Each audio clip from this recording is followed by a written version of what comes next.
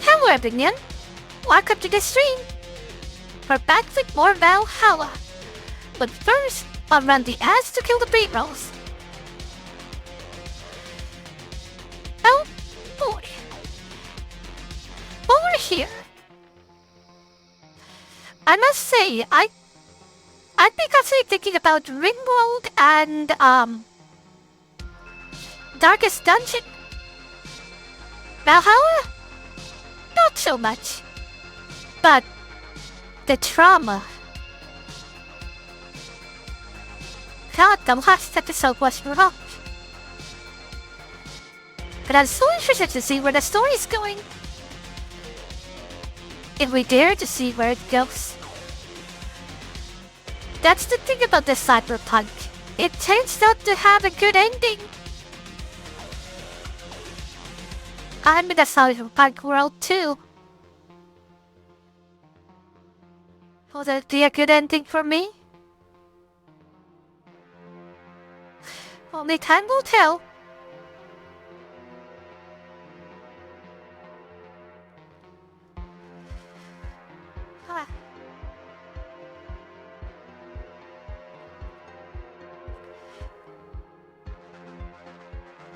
So, we'll progress as planned.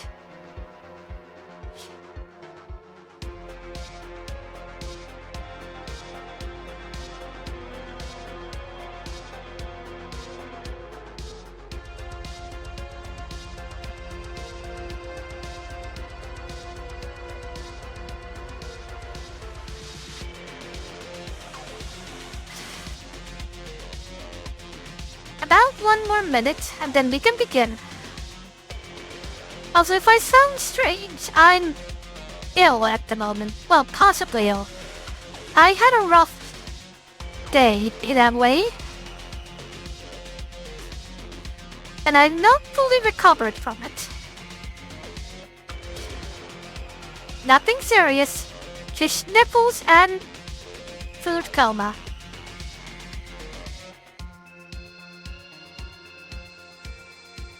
And I mean literal food coma. God. My circuits cannot handle such things. I mean, what, beep boop?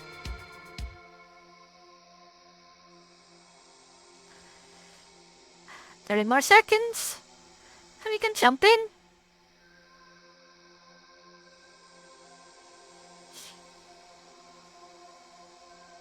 Also, sometimes I wonder what the captions are doing. And they have no idea what I'm saying. And it is time. Let's hop in. I don't remember what volume we were supposed to have, but let's see. Now, Valhalla has a normal border, so I can use this. You should have volume. Though I don't know what level it is.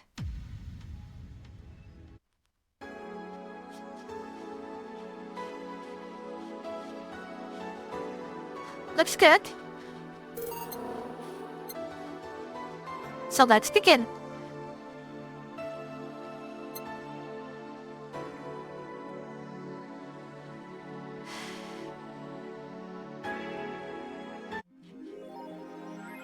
Right, the electricity bill is coming up. And this was right after the incident. Didn't we? We read this.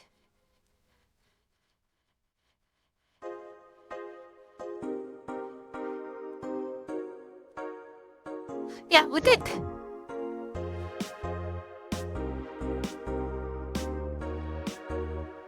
Okay. Let's hop straight to work then. Am I ready? I'm not ready. Good evening. Are you okay? I feel like shit. You sure you should have come then? You earned all the right to stay at home. I had to come. I threw away everything I had in my life to be here. People I loved were pushed aside just so I could enjoy my freedom of being here. My stupid freedom. Honestly, if anyone understands, it's probably Gillian. So we'll come here until I die, even after the bar closes, until my hair falls out. You're the one who looks like she's about to fall apart. Your eyes are red and swollen. Yeah? Well, your hair is hairy.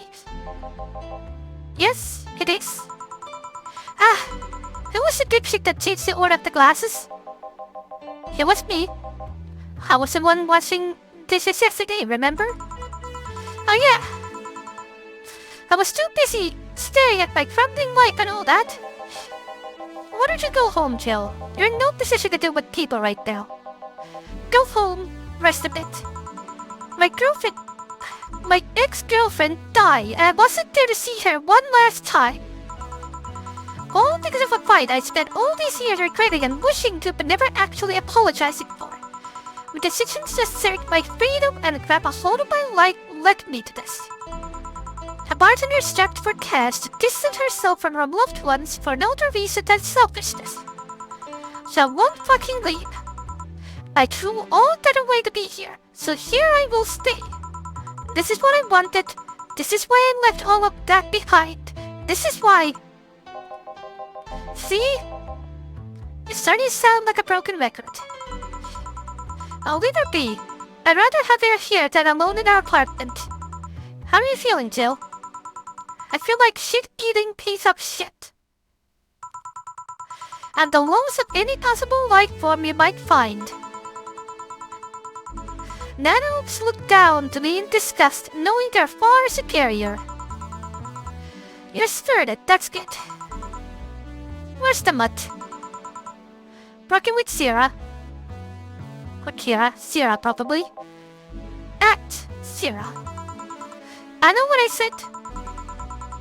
In any case, let Jill process her anger. It's perfectly normal to feel that way. And here, she's surrounded by people that care about her. That's a lot better than leaving her to fend for herself. Probably true, actually, Dana. I mean, as smart as 4 might be, he's still just a cat. Then why not have Jill stay but not serve anyone today? What part of I won't leave did you understand? I didn't leave everyone behind to just sit and do nothing. Fine, fine. What do we do if she lashes out at a client? That's why you're here, Gillian Pliskin. Pliskin? Who? Hey, Jill. What? I'll be in my office, but if you need a break or a hug, just tell me.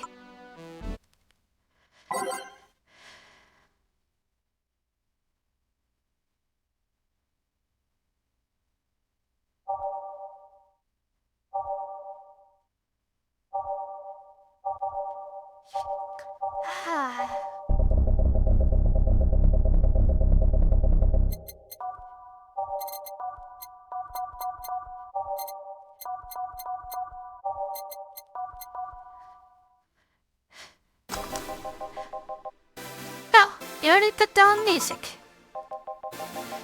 This is gonna be an interesting day.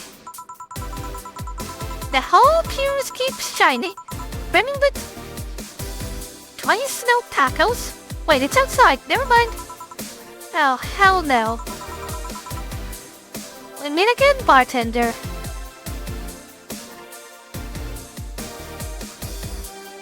I'm going to say this only once. Lean, you Riddler fuckface.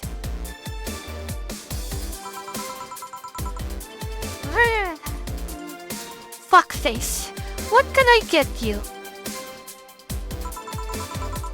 Today, the luminous pollution on the streets makes it seem almost like a starry sky.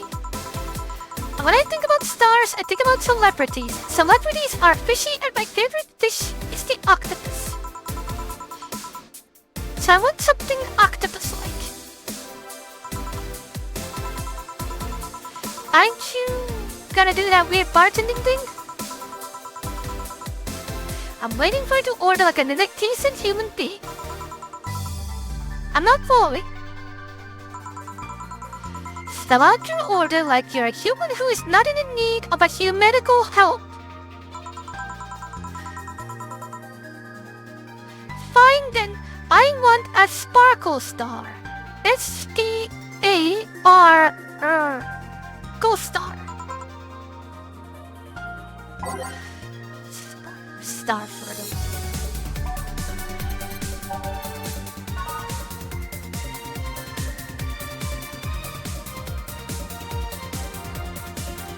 How is this related to an octopus?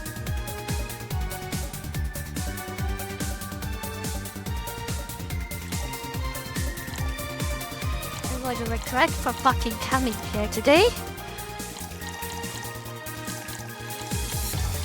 I would fucking blow up your liver apart.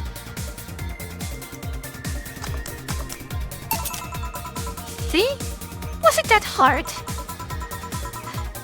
Have you tried to spell under pressure? Look, anyway, spelling bartender. Are you having the time of the month or something?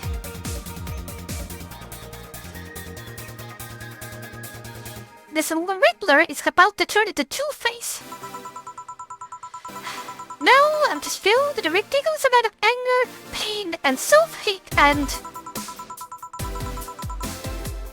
On the second thought, you're not that far from the truth, I guess. I get those too, you know. Periods. You're a fucking man. You do? Yes. Last month, I got over my renaissance and moved to my enlightenment.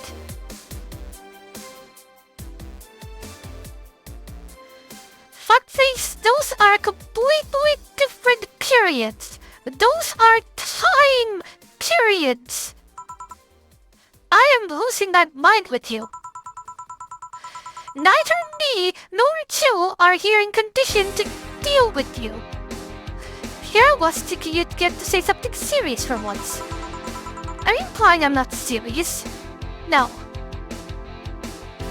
You're a goddamn cuckoo lander. Green holes through me will do nothing. I'm glare immune. But if you allow me to give you a sincere piece of advice, whatever, it's not like it'll help. You shouldn't kick yourself so much. If you keep it up, any chance of finally forgiving yourself will someday be gone. Self-hate will leave you with a hole that will never heal. Too late, fuckface. So please take measures against it instead of sulking so much. I'll be damned. That actually sounded half sensible. And here was thinking you were just a pompous lunatic. Hey, pompous lunatics had stories too. Really? What story? I would rather not tell. Figures. You want anything else? Have you ever seen how they... That touch. That touch, whatever.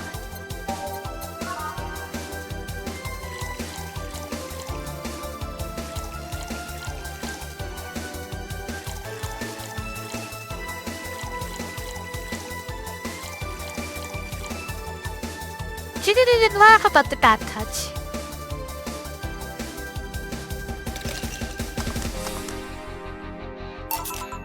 Here. Yeah, I guess this is the one. Maybe he's right and I shouldn't be so hard on myself. Why do I deserve every second of it? Only I had to apologize earlier and I don't be feeling this way right now. If only I can't remember what held me from apologizing all these years. Bartender, you're making lots of faces there. Try? Dear, what kept me from going out and apologizing to Lenore? I can't even fucking remember what kept me from fixing this whole situation. Can I always find solace in whatever I'm feeling it was that brought me to this situation? Right. I'm feeling even worse thanks to not able to muster whatever's feeling held me. Is she okay? No, but just leave her be for now. Hey, Jill! Stay! Eh? Oh, thank God, a normal person. Wow, a mummy! No, I don't have kids. Thank you, say.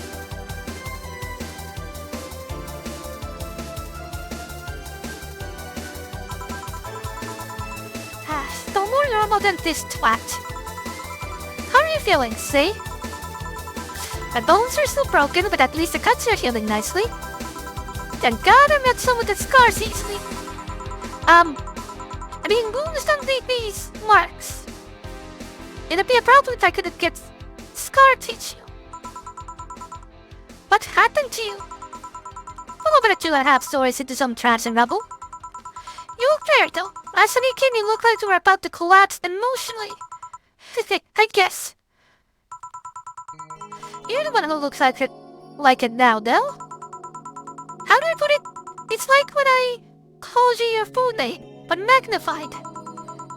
Yeah, don't mind me too much. I'm in that mood. Anything I can do? Please forgive I suddenly lash out at you or anyone else. Do you want something? My tongue's not so sensitive today, so let's have a beer. And you? Such a change in tone. I'm fine. I don't need anything. Let's make a beer.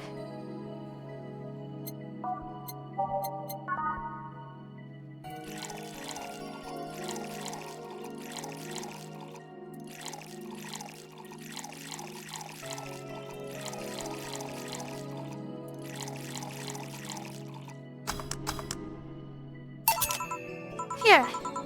Yay! Let's see if there are any differences from the canned ones. And... this one tastes less watered down. So did something happen to you? I'm fine, nothing happened to me. People who are fine don't act like that. Oh, I get it. You're in those days.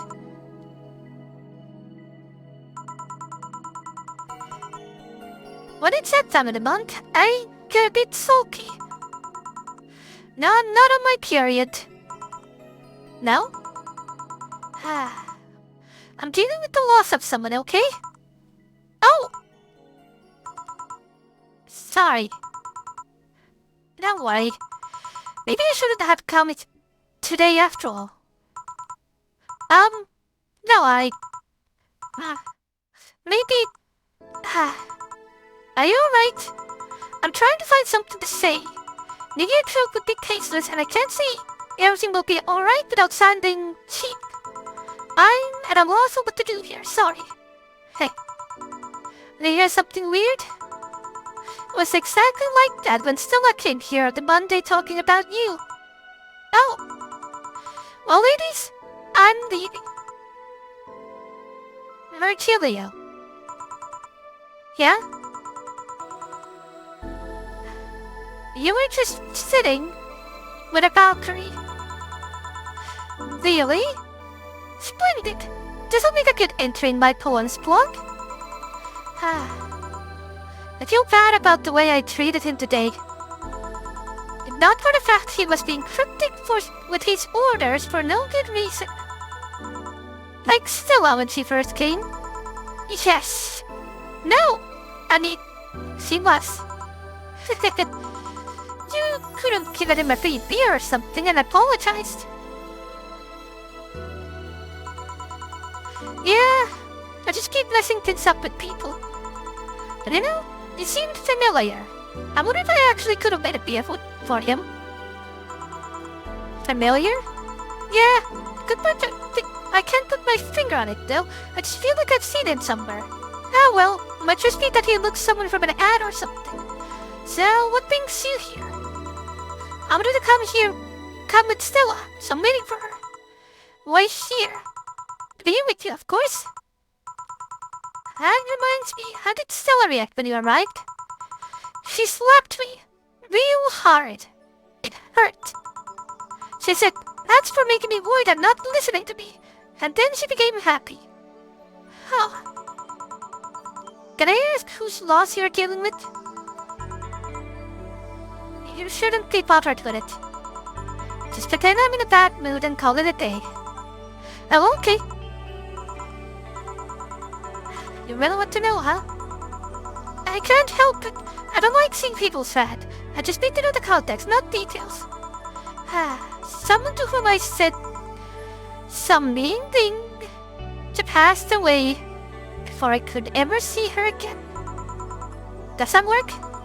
Yeah. Sorry. Now I can't do anything helps me calm down, but... I mean, it's not that I wouldn't help, I just... Calm down. I get it. Can't contain myself when I see people in need. But I've learned that there are times when you just can't do anything. That's kind of fine. Thank God I learned that or else I would have gone insane ages ago. You're a good person, say. I'm just an annoying girl. Still, if there's anything I can do to help, let me know. I've broken down, so that doesn't mean I can't offer emotional support. You could always order another drink. Oh yeah, that. Let's do that. Could be something cold, please. Alright. Something with ice.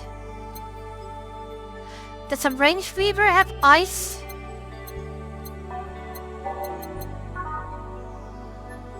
No.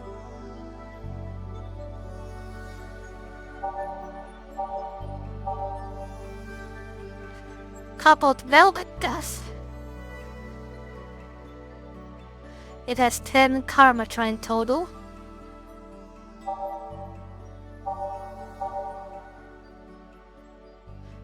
Gloomlight dust.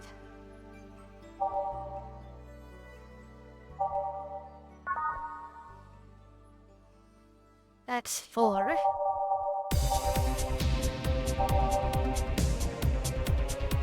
Coffee cream has optional karmatrine.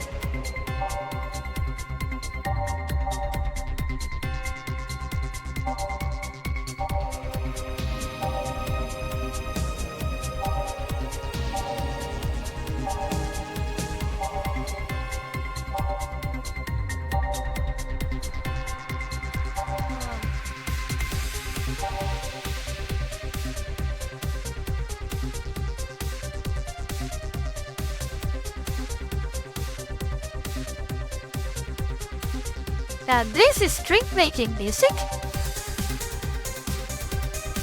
Sunshine Cloud.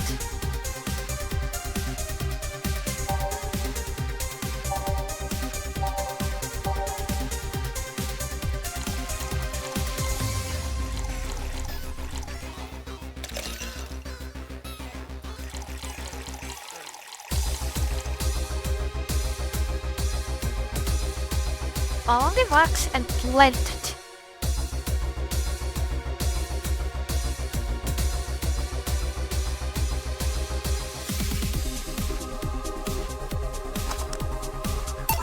Can I see what the current song is? Ah yes, the March of the White Knight. I can see the songs. And I can even shuffle them. Here. It's pretty cold outside though.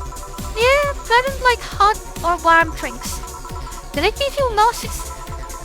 You know what cheers me up? A drink of my own.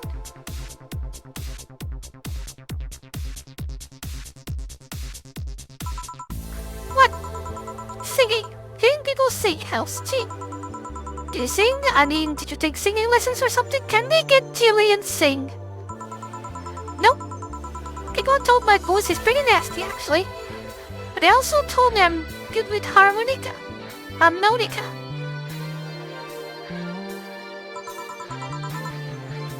So, you play harmonica? I needed something to do. I needed something to do some breathing exercises with. Now harmonica is a lot smaller than a tuba. True. And I guess if you practice enough, you become decent. I had something I didn't expect. I hear that a lot. I know I don't look like the musical type. You look like a drummer. I used to play the violin right until I was 16 or so. Really? Can you still play? The violin's at my mom's house, so I don't have it with me. But I guess I could. It's one of those things you don't forget easily. Why did you stop? I don't know.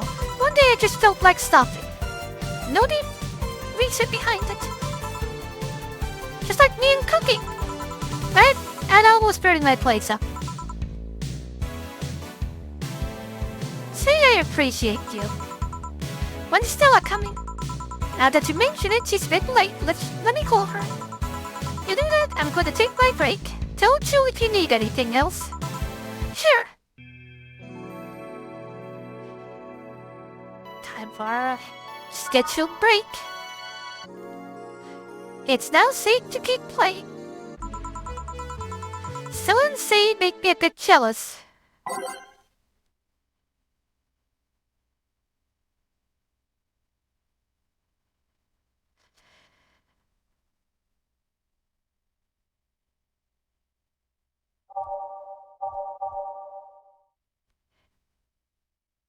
I'm tempted to do something, but I'm trying to resist it.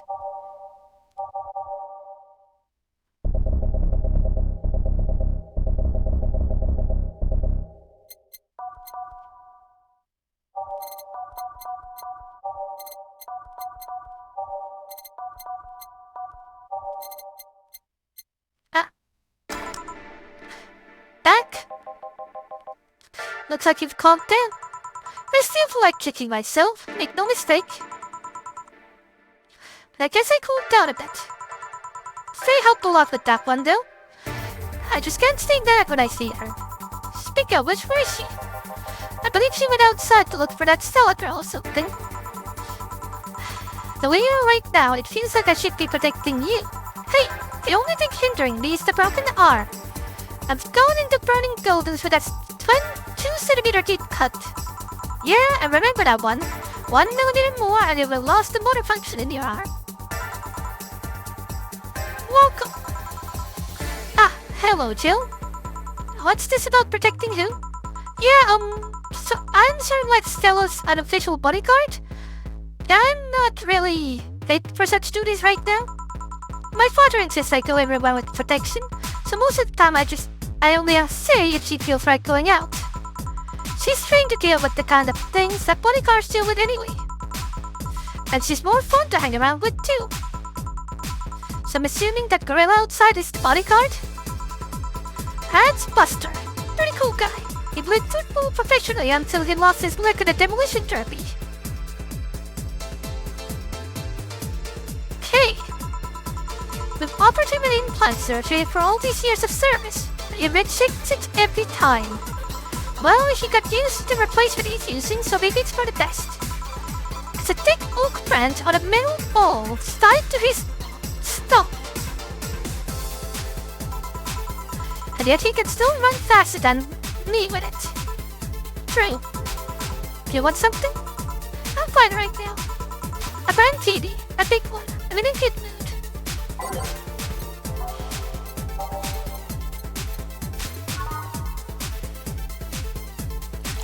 That's a pathetic amount of carbohydrate, but it can't be helped.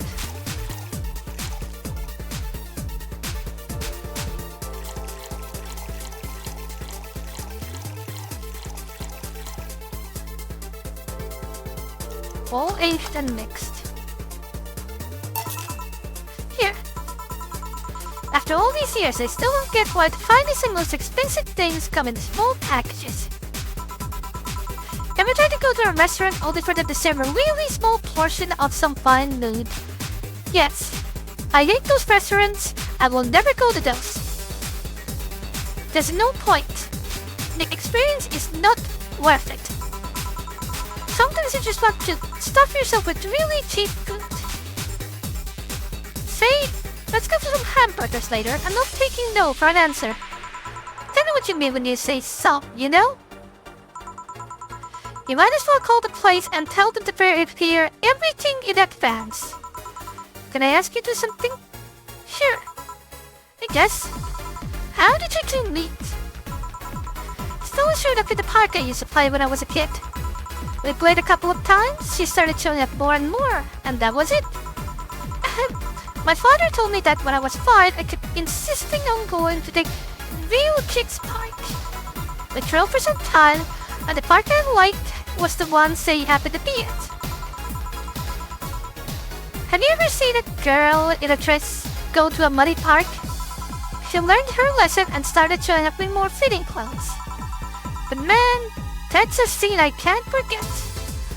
Aw, she's blushing. So you two have known each other for most of your lives? I've known her longer than I know my own father. What a question. No reason. You just look so comfortable with each other. And the other person could have sworn you were an idol. An idol? What kind of idol? A couple, see? Oh, idol. Yeah, could get it now. It's funny because we actually earned a mock prize of sort for best couple at Stella's high school. 3 years in a row. So you two didn't go to the same high school? Nope. Oh. Did you have any childhood friends too? Childhood friends? Can't think of any. My grandpa, I guess. What kind of man was he? Rough. It's kind to eat raw Branson breads every morning.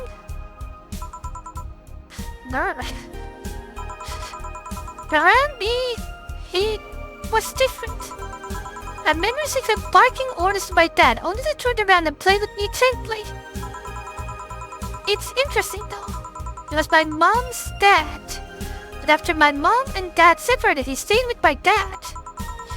Yeah, he's someone that comes to mind when I think about childhood friends. Oh. Hey Jill, what's this? Blue light. It's diarrhea. A spicy drink tastes nice at first, but it gets seedy after a while. It's also brown for some reason. Give me one of those, please. I'll want those too. On it. 2 blue lights for the girls.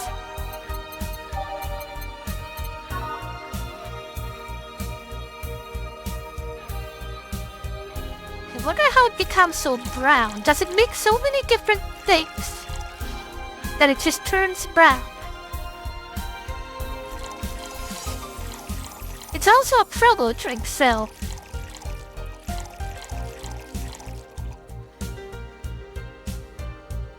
On the rocks. Mixed.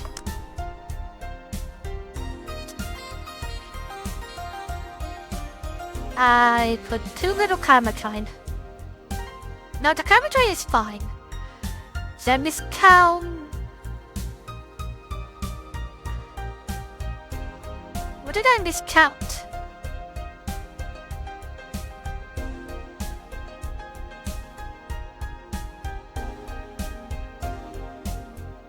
That's 4. 8 when doubled. 2 powdered delta when doubled. 4 clatter guide when doubled. Oh, all aged on the rocks and mixed. My amounts were correct. My instructions were not. This is the first drink that has both settings on.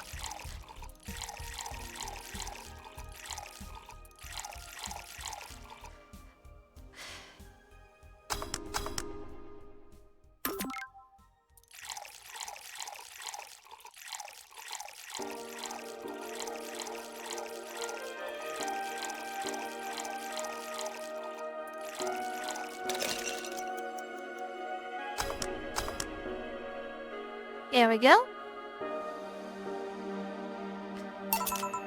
Here. I don't know, I kind of like it. Yeah, but after the third one it starts tasting like sand. Spicy sand, but sand nonetheless. Who's dimming the lights? Huh. I guess she had too much before I came. Well, that and she must still be tired. From the whole bank thing?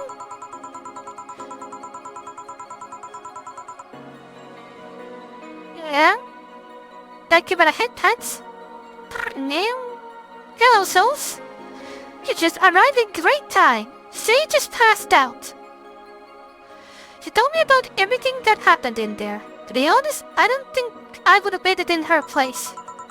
I guess I should be thankful those nanomachine treatments she went through as a white knight. Treatment? Trauma suppressors. Basically, it helps with the healing process of PTSD. It's mandatory for every white knight regardless of condition. Oh, still, healing can only do so much. For 3 days, that bank was hell, and the poor C is still paying for it. The disbanding of the White Knights and subsequent persecution of those who were identified as former members. It's unfair, you know, among the people using the White Knights to further their own goals. C was one of the few that actually believed in what they were supposed to do. It paid off though. The doctor who treated her wounds was the same one that always assisted with accidents and emergencies. He treated her at no cost whatsoever. Well, through the karma and all that. She's earned God's favor, I think. But you know, all of that made me realize I might be a bad person. How? When I saw Sei wounded asking for help, part of me was happy. After all this time needing her, she finally needed me. I felt truly useful for her for the first time. How sad is that? Sometimes the best help one can provide is to stay alive. Who knows? Maybe it was the idea of coming back to you that helped her. I guess you wouldn't be human without thoughts like those once in a while. Maybe. Can I get you anything else? I'm good. I should be leaving actually. Come see. Let's get hamburgers and go home. Yeah. We'll be leaving now. Thank you. Please come again. Feeling better? No. I just don't recom range. But I still feel like a piece of shit. Little steps, I guess. Hello? Kim! Ah, Kim, welcome! I was afraid I'd mix up the drinks or end up in someone's house or something. Can I get you? I'll have a sunshine cloud, please. Here. Let's... Sunshine cloud. Pick, pick. Very good pick, Kim.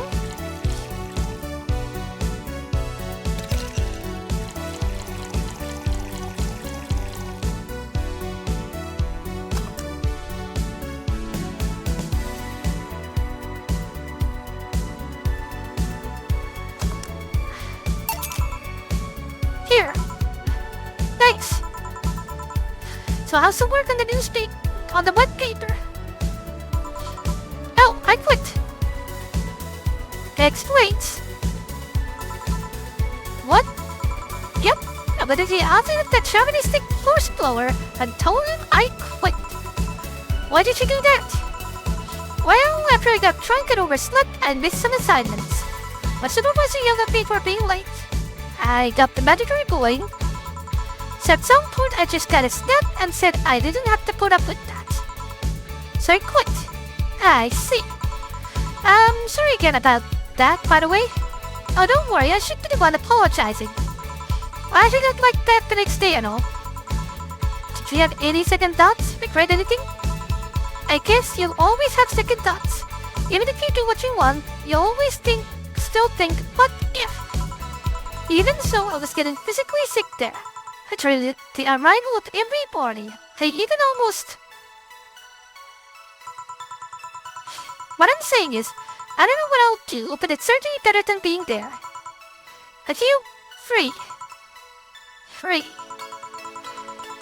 It's a wonderful feeling, you know? I feel like now I can find something I care about. And when returned to the augmented eye, I still pursue journalism with another outlet. I have an idea from where. I haven't felt like this in, well, never. Ahem. What about your family? They weren't happy, that's for sure. My dad did it better, but my mom freaked out, to put it mildly. What are you gonna do and all that? But I'm not sure about that. Give me a big drink, please. What kind? I don't know. Bubbly or something. Big and bubbly.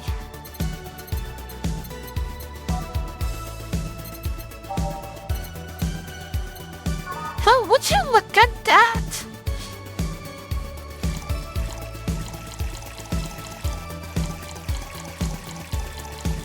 Fridge fever coming right up. All aged and mixed.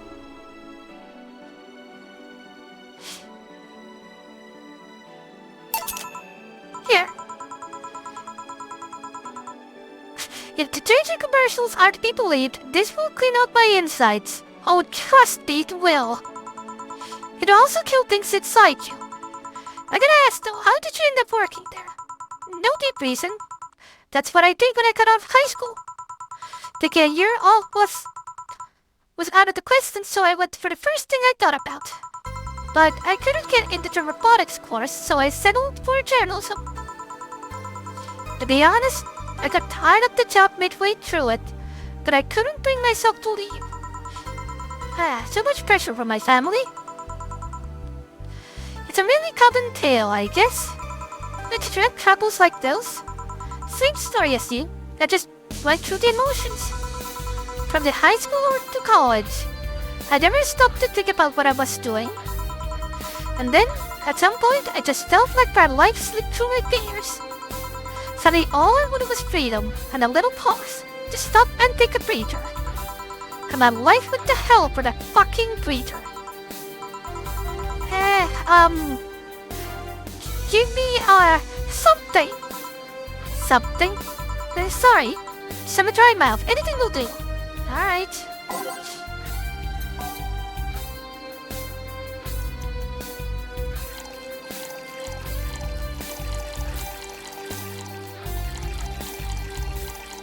Want something coming right up. Here. Thanks. I feel like I have something I shouldn't have. Don't fret about it. I'm just in a rough spot right now. With a renewed hope. I like this guitar.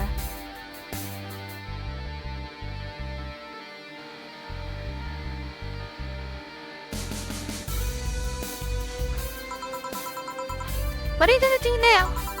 Honestly, I don't know. I do feel liberated, however. Like, I can do whatever I want, study whatever I like, work wherever I want.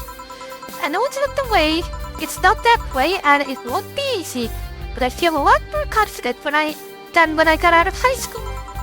I honestly don't get why they put young people who barely know society words to that one.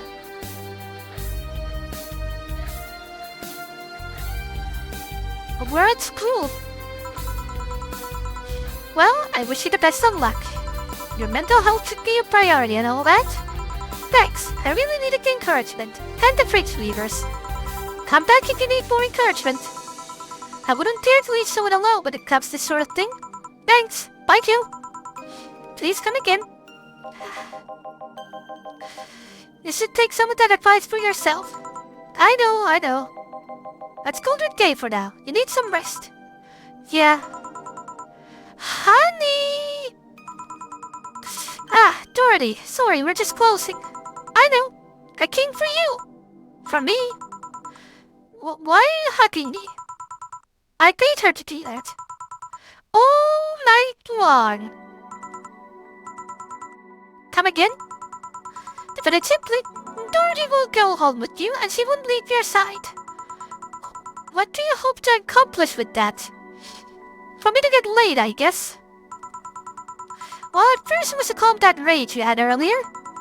It was either hugs or cold buckets. And I don't promise there'll be any water in it. You calmed down a bit, but honestly I'd known better than to leave you alone for another night. At the very least, all the cuddling will give you epiphany or something. That's some alien reasoning right there. It's not. You need hugs. Many. You need some humanoid contact right now. You had your alone time. Now we're playing by my rules. Please take care of me. Aw. I will take perfect care of you, Dorothy. Treat yourself. Buy something nice for you and Dorothy. There we go, another flawless service. Two, once you get into the holiday mood, make a Christmas tree will prevent her from getting too distracted. Who was at Lilum? A very good friend. Oh, we didn't get to see her here.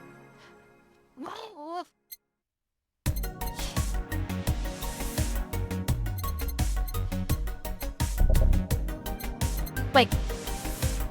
Celebrate the bastardized commercial version of an already bastardized celebration.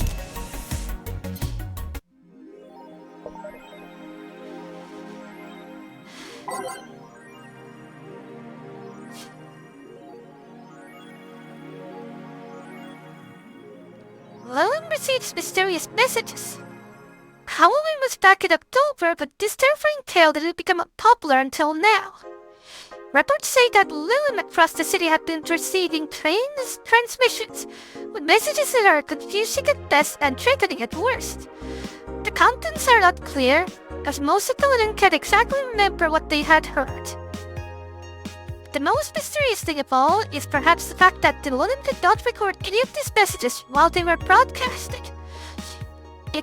It was almost as if they were blocked. They had blocked the Lillian from doing so. But we have nothing but anecdotal proof, even among our own Lillian. The mystery behind these messages is the one we should be paying attention to. Spooky. Or a bluff.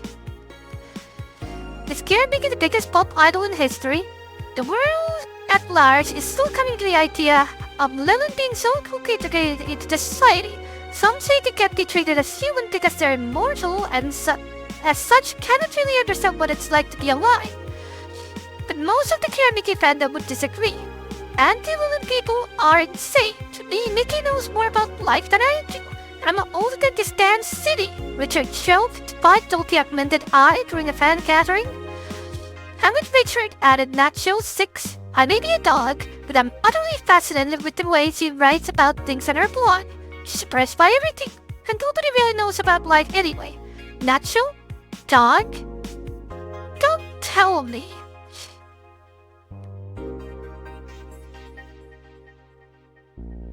Her cool dog is Nacho?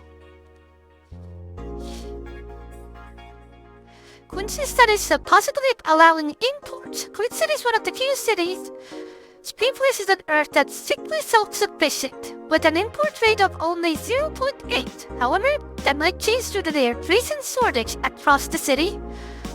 Mr. Kunzu revealed this morning that the government plans to have more relaxed policy for importers. We won't lift the currency control, but we can provide them foreign currency at a low fixed rate. That way we can secure essential items at an affordable prices, Quincy told A.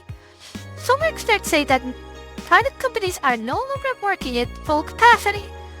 which is unsurprising news given that the Quincy government has seized most of them, resulting in the shortage crisis in the first place. So he decided to not steal all of the city's funds? Good. Then we have here.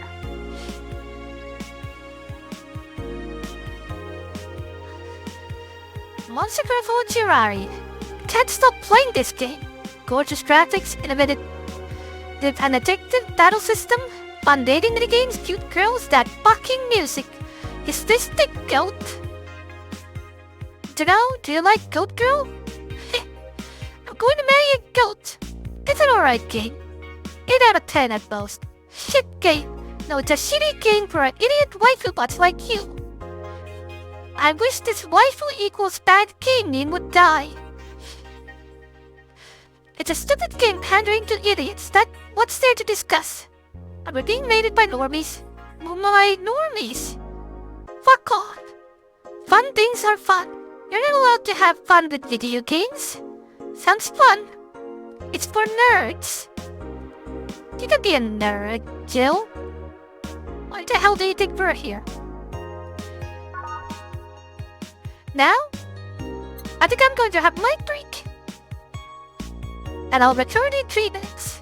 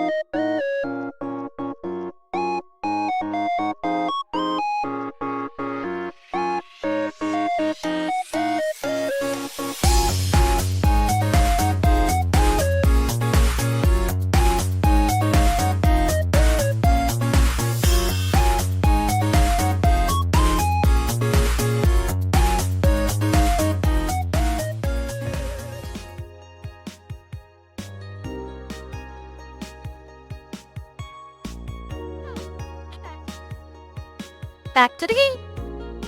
Back to making drinks and changing lives.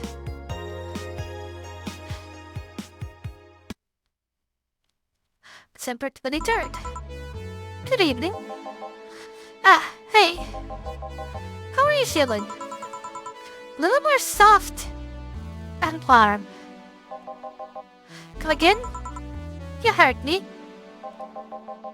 So on a scale from steaming pile of shit to just sad, where are you? A sad pile of shit. I still hate myself, I'm still sad as hell, but how to put it? Then we stopped. I don't know if I explained myself. Sorta, kinda. So how were the gigs last night? Dorothy was soft. Halsey, I must admit. I can't believe you paid Dorothy for that. Well, if you would have called that paid, I guess. I called Dorothy to tell her what happened to you and she was really concerned. She started for a second saying that she had the whole night to go and she couldn't just leave for free. I asked her how much and she said, enough to pay for the suit I'm having is fine. Aww. Dorothy. She's the best. How did you get her number? I have contacts. Right. In Whistle, if you need a second break, a drink, or a hug, just let me know, you dear. I'm with another Dorothy. Thanks. I'll make this an offer, but I'm guessing hugs from me are the last thing you want. If you need a bartender, let me know though. Nice to know. Anyways, we have work to do.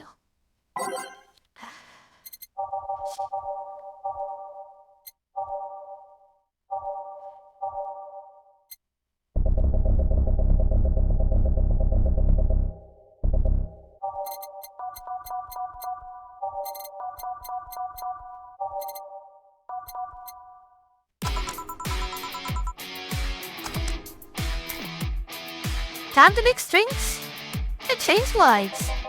Hey, it's nice to hear that again. Did you say something? Did I? Welcome to now. Oh, it's you guys. Hey, be more respectful. I brought my boss here. Aren't you part-time here or something? My other boss. The big boss. You're talking to the great Nacho Tumbleweed Jr. Ah, I saw you in the news. Boss, I'm taking my break. I know what I said earlier, but you haven't even started yet. Shit. So, what brings you here today? I want to see the place my best soldier is working at. Soldier? Wait, aren't you the dog I served last Monday?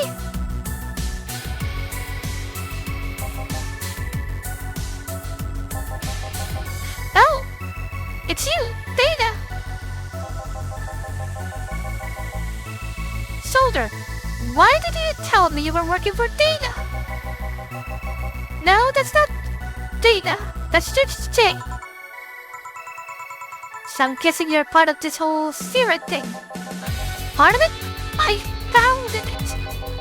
Humans have the best intentions, but they don't get us. So I decided to create a place where dogs can be dogs. Here we can take in any dog without a place in this world. We created our own heaven on earth. And do you take corgis only? Shebas! Do I look like one of those sidebar bitches? Of course not. I'd include other animals, but sadly I can only take care of those who are the same species as I. Sad thing is, I take him more seriously, but it's a talking corgi with an eye patch. Will you get anything? I'm fine. What about you, boss? Manly stuff. Sure. Did I stutter? Right. Manly thing for the dog. Maybe I should just give him something better. Maybe bump both. There we go. Better, manly, strong.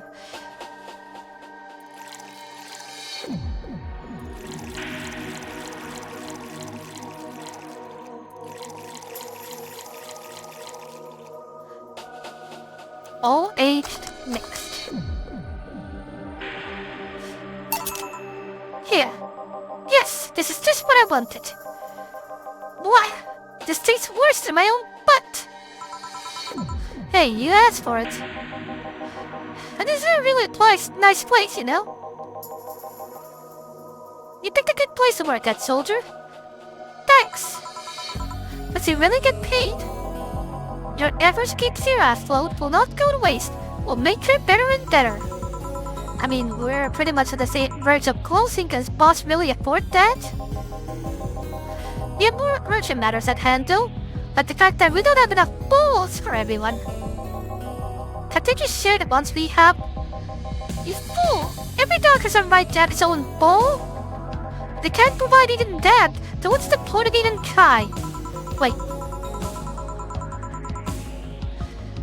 Don't tell me she just doesn't give a fuck and is spending all her money like water. I mean, with the bar closing and all that. But many have enjoyed the boxes more than they do the bowls. That's a good point. What do you think is cheaper? A box of bowls? Or a box of boxes? Days of the Titans. Well, you could get a box of balls, and you also get a free box with it. Are there boxes of boxes? Of course they are. And do you think they ship boxes? Tied together? Tied together? Don't be silly. Unless she's paying him straight from her pocket. Boss is that kind of woman. This world is filled with all sorts of recursive madness, you know. Doctors consult doctors, boxes come in boxes, bottles come in bottles. No, they don't. Oh, as expected from you, boss.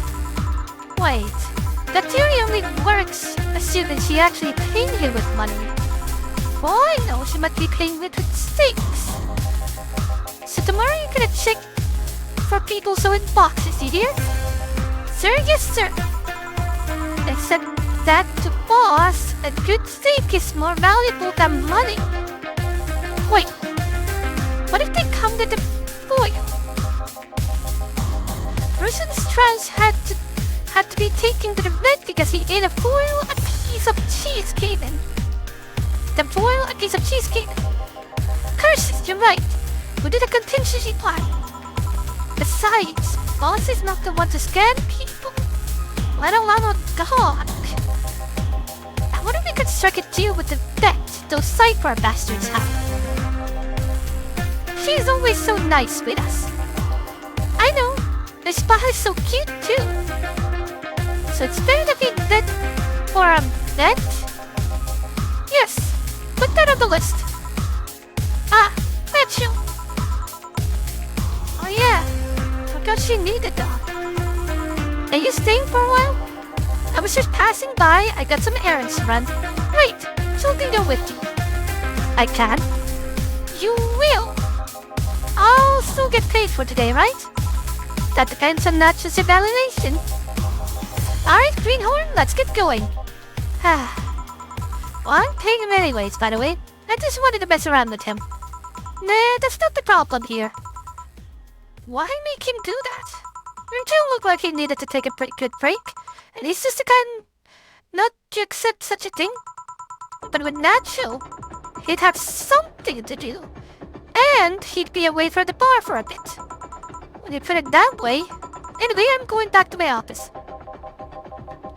Your boss here is nice. Glad I'm working with her too. Yeah. So you have anything? You having anything? Actually, I'm just gonna sit over here and be on standby. Await orders. Okay. Shit. It's a chance to ask Howard if he even gets paid with money.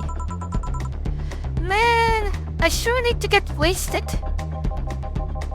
I fail to see how getting wasted will make you feel better. Shiba! For fuck's sake, you piece of scrap, you just got on the building full of dogs.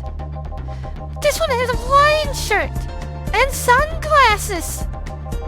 Hey there, robot. And he talks. Welcome to Valhalla. Hey, Jill. Give me a beer, will you? Gotcha. Does Jill want anything? Okay. Roll. Sir, yes, sir.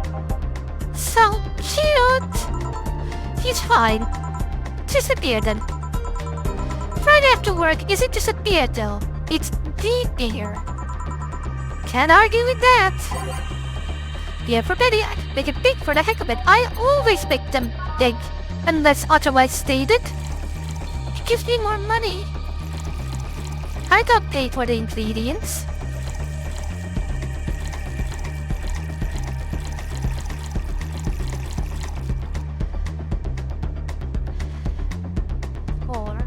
Two, 4, 8.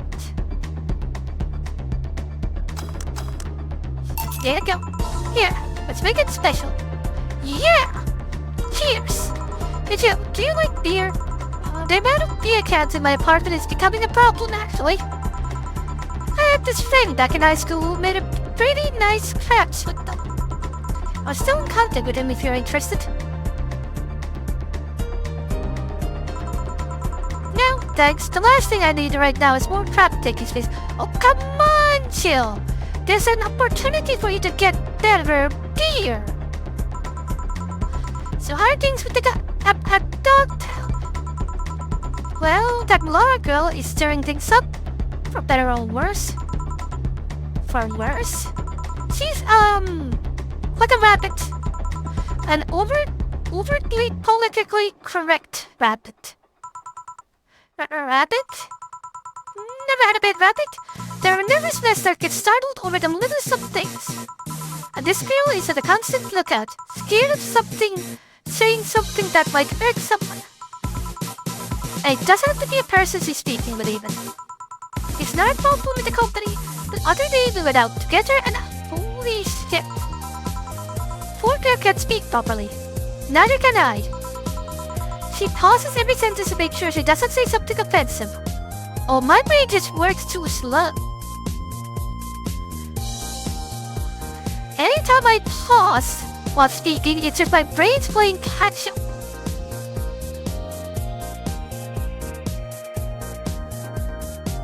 My brain works with dial-up. She's a nice girl, and it's sweet that she tries so hard not to offend anyone. But seriously, she tries too hard. You don't help like her. Alright, that's deal. Huh? Randomly, what did you say? Whatever she said was in an earshot distance. Yeah, well, it's just that she looks so cute when she's startled. Like a rabbit. As I said, it raises up the question of whether she really liked that, or if you just want making her worry of anything she says. Well, why don't we test that? How? You go with her. Why? Does if it's really me who makes her like that?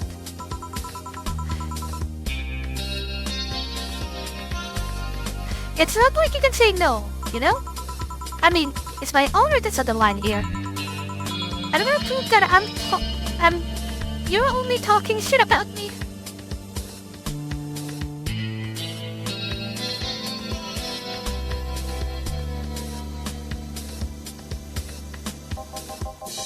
Even if you were right, you have quite the fixation on that girl. She's fun. Fun how? She actually reacts when I tease her. You take it in your stride, but she actually gets startled, squirms, and then gets uncomfortable. How is that any good? She's cute and her reactions are cute. Like a rabbit. But if you keep it up, she'll either lead or get used to it. You know? Like me. Shit, you're right. I must save my teasing for when the moment is just right then. No, that's not the problem. It is for me. And what are you doing here? What about the dog? He said he had to go out. By the way, he said his name was... Say, this Laura girl. You guys get along? I wouldn't know. We get along as co-workers at the very least. What kind of girl is she, aside from the whole politically correct rabbit thing? Slow. She's the kind that does things so carefully that she does them really, really slowly. Really, really slow. I can't deny that when she actually finishes stuff, she does a great job, but it's unnerving. She doesn't actually have to be with us in the building, though. She's more like a freelancer. I wish she did it. Because she likes dogs. And that's why I insist that you two would make a fine couple. That's a really superficial statement. It's like saying you'd be fine with someone because you're both women. Okay, that example. May I say something? By all means.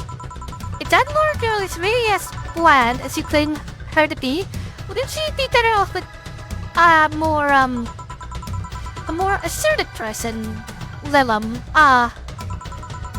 A more assertive partner? Yo, piece of scrap. She's totally calling you a pussy. She's right though. Sharing interests and being compatible are totally different things.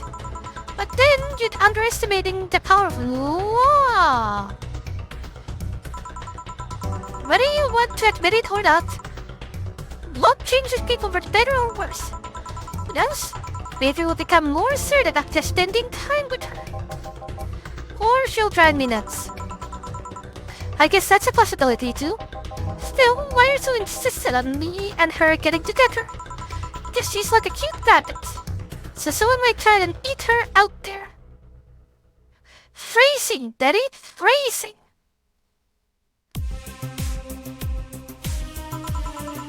It'd be a lot easier to keep her in my sight. To ensure your motherly instinct aroused because of Laura. Why not see if she likes you and... You already tried to hit on her, didn't you? You make me sound like some scared chaser. She's not into girls. Now did you find out? I asked her directly. Oh, of course you did. She seemed, giddy afterwards, though. I hear her muttering something about meeting her first lesbian. It was weird. Okay, enough Laura for a night. And refrain from using any "that's what you said last night" jokes or variations thereof. Please. Hurry, Goober. Let's get a drink then. Sounds good. I'll have a blue light. Give me a French beaner. Alright. Pick one blue light and one French beaner.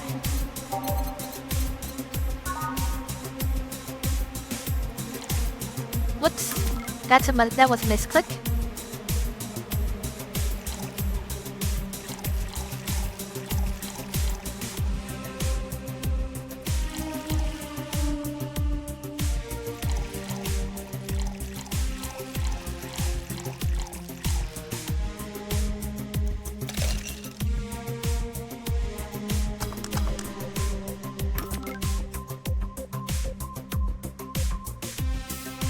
And one French beaner.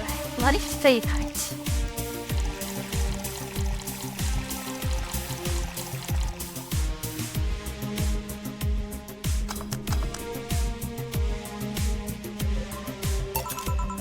There you go. I'm gonna pull a blue light.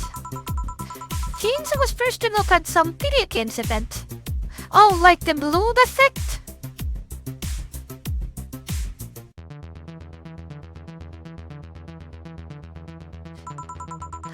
Cleaner said something about making the attendees feel like their customers do. Unnecessarily brown? Is this the second incident of the shit filter? Said attendees were, of course, part of the big games company. Seems that the company always used too much bloom lighting, so the bartender literally made them drink all the bloom. I remember my in-person incident with Bloom. So just a moment. My jaw is hurting.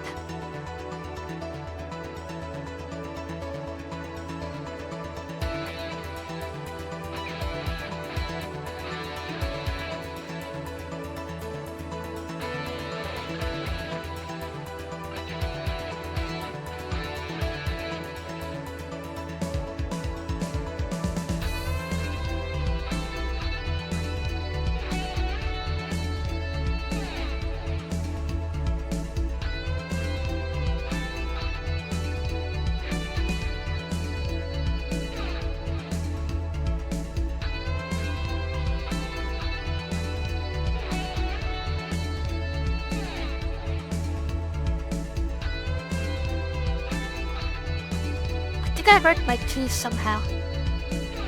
I'm not sure how.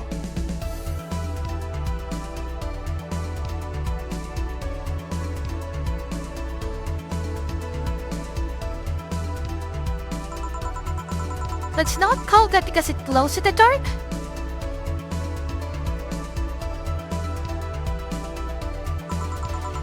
Not this one, no. Come to think of it, did you ever change because of our relationship, Jill? In more ways than one, I guess. Would you say for better or worse? I guess for the better. I'm too thick-headed to develop any bad habits. Although thanks to my first boyfriend, I did pick up a very annoying habit of correcting people's grammar on the fly. Pretty annoying, but I think back to it. So you were one of those kinds of people. Yes, the grammar Nazis. As for me, sometimes I think I became more, what's the word? Cynical, jaded, bitter. Tired of this crap world and everyone in it throws on the daily basis. Hey! I'm just quoting you. But yeah, I think I became all that because of this one girl who I had in college. She got me into this whole activism thing in the first place. How is that bad? We'd all go and protest, we'd start all kinds of movements to see if things changed. I really got into the whole thing. Whenever I wanted to get more serious, I'd find myself coming up against a wall.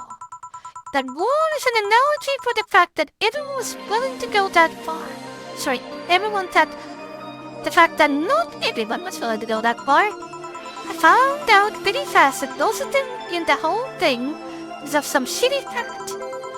And not because they actually believed in whatever movement they were championing. Some moved from group to group, only to find people who were in it because of a fad. And when they were not in it, it's about passing fad, they were more of the dangerous extremist kind. My tolerance for people's shit was greatly diminished after all that. So it wasn't that much for one person you had a relationship with, but rather the other people. You seriously never thought about it that way? You need to stop putting all the blame for what you do on past relationships. Whatever. There's the other guy, by the way. He had scored one of the dogs outside. Figures. Yeah. The one that was here asked if you were the nice pet lady that works at the site for a toy company. I suppose he's interested in talking to you or something. Why didn't he do it then? I don't know. You've been doing a few jobs at the site, haven't you? The pay for the dogs isn't enough to keep up with the mounting debts. I don't know how you do it. It's hard to believe dogs pay you at all. But this is coming from someone working at a place that pays a dog for doing fuck all. At least I think we're paying him. I'm not completely certain we do. Will you get anything else? Well, we're fine. We'll have to get out early tomorrow, and by we, I really mean her. She's got invited to a picnic, and I won't stand to hear another had to go to a picnic with a hangover story. Fine. Let's go then. See ya, Jill. Bye. Please come again. Man, you're such a party pooper. You'll be a party pooper tomorrow if you keep drinking. Boss, I'll take my break. Call me if someone comes. Alright.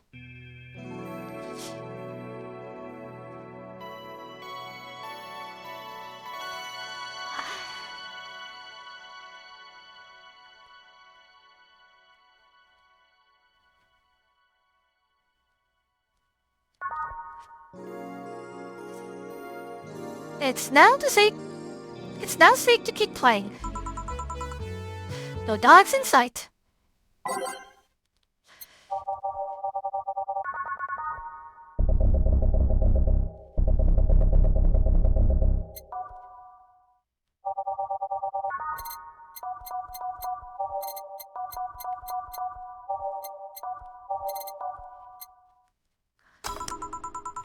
Okay then. Back to work. Welcome to Bao. Oh, hey there, Alma.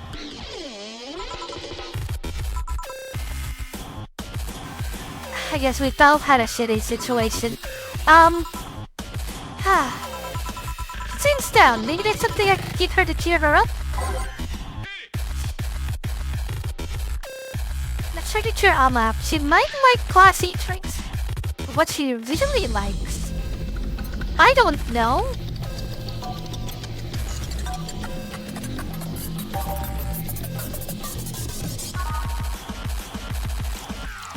But a brain fever is classy, so...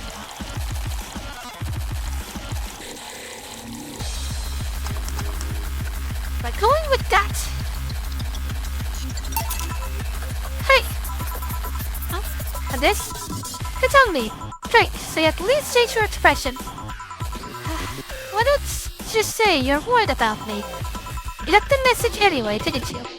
Hey. So how is it? Well, it has alcohol. I'm in a bar, so... Good enough, I guess. I got you to speak. That's all I wanted. Imagine if I gave her something with no alcohol. What? Did I cheat me or something? No, but you being down and sound with this uncanny. You're making it sound like some sort of wingbag. You know what I mean? Yeah, I do, thanks. So why are you deflating? Deflating? When I got sad and started sighing repeatedly, my grandpa would warn me that I would start deflating like an old car if I kept it up. So, what is it? Is it the news about people dressing in bodysuits after a whole Alice Rabbit boom? Nah, that is old news. I mean, it is a problem, but such thing would only annoy me. Say so. How's your mood right now? Haven't I ruined it by blowing off all my stored steam? Silly Alma. I've been feeling like utter shit for the last couple of days. You can't make me feel worse. So go ahead, unwind all your worries on me. As a schadenfreude, I will greatly enjoy this. Don't say I didn't warn you. Okay, so, remember my sister Diana?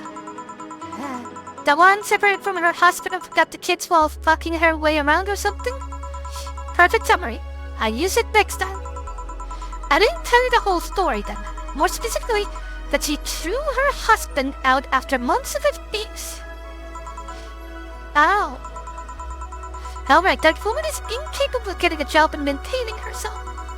And I mean that she never even thinks about selling some stuff or trying to earn her bread. I'll be right back.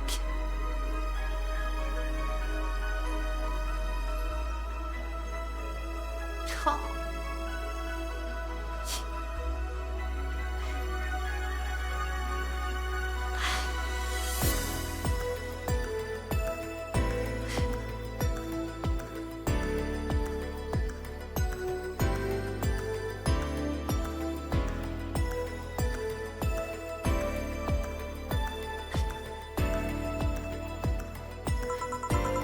They just expect a guy to do all that for her. I have no idea why she turned out like that. Both my mom and dad were hard workers. They even started a small shop to have something to do after retirement. Huh. So, what did this fully capable woman do in a couple of weeks later? Why, bring her abusive husband back, of course. What? Yeah, the guy spent a couple of days with her before leaving her again. He had a nice couple of hot steamy nights and then left. Reacted like my little brother and sister after hearing that. But the story doesn't end there. Oh no. So she's broke and can't even get enough for a bus. Even though she's probably be glad to sell her ass just to get money. And it was up to me to pick her up. For the last couple of days, she left her kids with my parents. And being such sweet angels, they made a fuss out of the whole place. Fernando and Ada are practically staying with me. There are a couple of days to give them some peace. It doesn't help that I never got along with Diana. So we're in the car and she asks how her kids are. And of course, after all the build-up tension, I just exploded. First, I started ranting about how the kids are growing up seeing some messed up stuff. I started scolding her about not taking responsibility, about not taking proper care of her children. And I tell her that she's in no place to have all those escapades. And after all that, she just says, "What the hell do you know? You don't have any kids." "Yeah, you slutty skank. I don't have kids, but I'm not broke just because I refuse to take a job. I don't have kids, but I'm not leaving them in the first barely familiar house I buy. I don't have kids, but I'm not letting the guy that hit me on a regular basis back into my bed. I don't have kids, but I pretty much raised Eva and Bardando, and they turned out pretty damn well. I don't have any kids, but I'm not a cheap whore." Wow. Ah! Damn. I don't know what to say. There's nothing to say. I love my family and I put them above all else. But Diana is seriously pushing the boundaries of what I can allow. Anybody I could help? You just did. Hey? I know who I'm dealing with. I'm not the one to let stuff like that get to me. I'm still angry as hell though, and I just couldn't discuss it with any of my family members. I can't tell my mom your daughter is a slut. I just needed it all off my chest, you know? Well, from what I see, there's still a lot to get off your chest. It's swollen as fuck. Yo, that's not a nice thing to say. Nah. All you see here is filled with love and dreams. Just make out already. Is everyone in your family as busty as you? The worst offender is my dad, actually.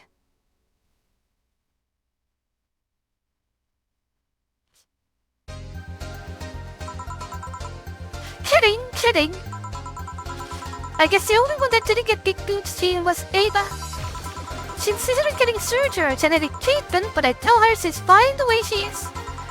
This can actually be more of a hassle than a blessing. A poor Fernando. His breasts actually started growing when he was 8. I just hope I don't take too much from my mother side of the family. My father's sister still looked quite young, but when the menopause hit, my man lost her looks rather quickly. And they get genes from your family too? Good enough for skin and hair, I guess. There's this thing about a shrimp allergy, but so far I haven't had problems with that. Did you know that depending on the place you live, up to 50% of the people might be allergic to shrimp?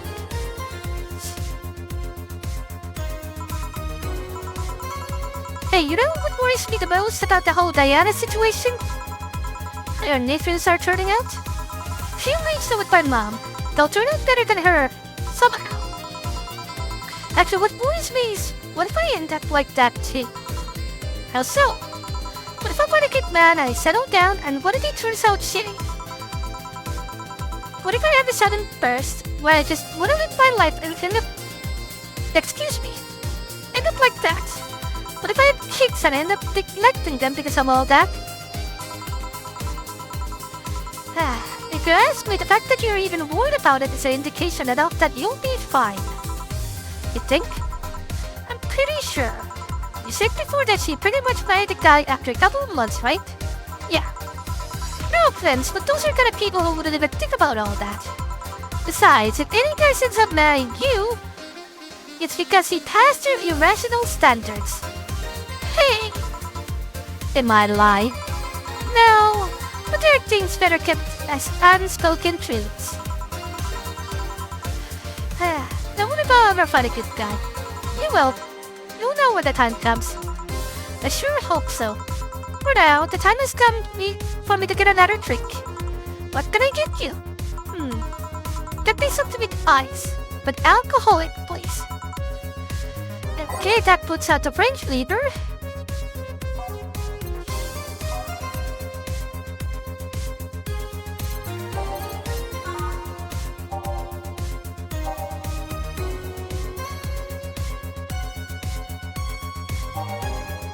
But there was something else that we could do.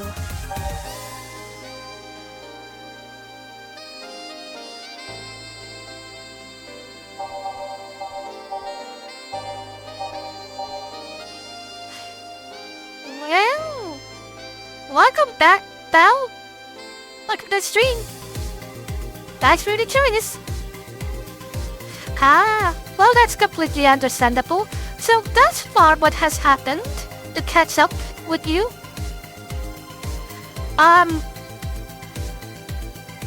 We were in a very shitty mood and we dealt with Virgilio, aka the fuckface, aka the Riddler. Then, we managed to make Saint pass out with alcohol. Then we spent a night with, Dorothy.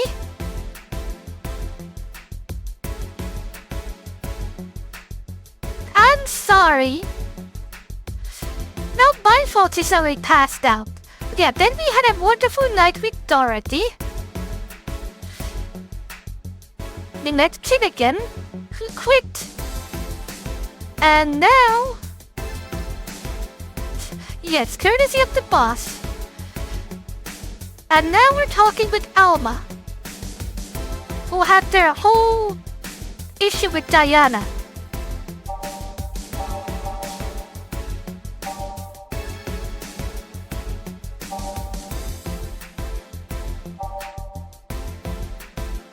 Shen Cloud will do? Yes, Cherry's titty hacker. We just talked about her busts, though. Apparently, Ava's the only one who didn't become busty.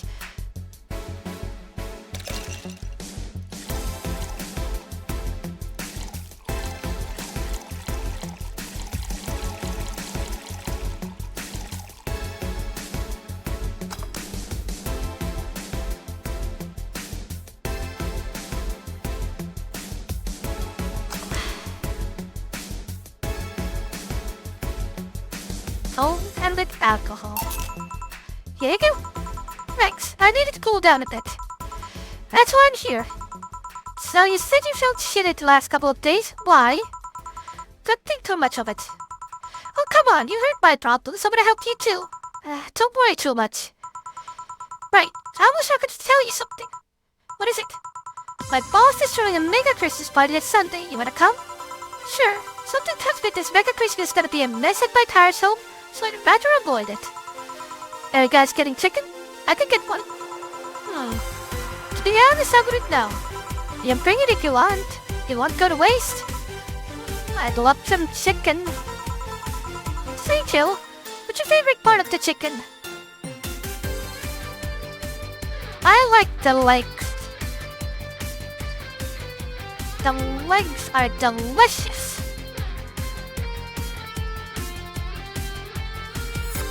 Or rather the wings. The chicken wings. The legs are nice too. Legs are nice and big and the wings have not that much bone. They're perfect to just numb the skin off. Now I'm hungry. Thank you, Alba. Favorite part? I guess I like legs the most. Hey, Jill, nice! Put some spice on it and that's a plenty meat to eat. Really? I like breast better. I see your point. Rice is a bit too simple, don't you think? Legs have a better texture.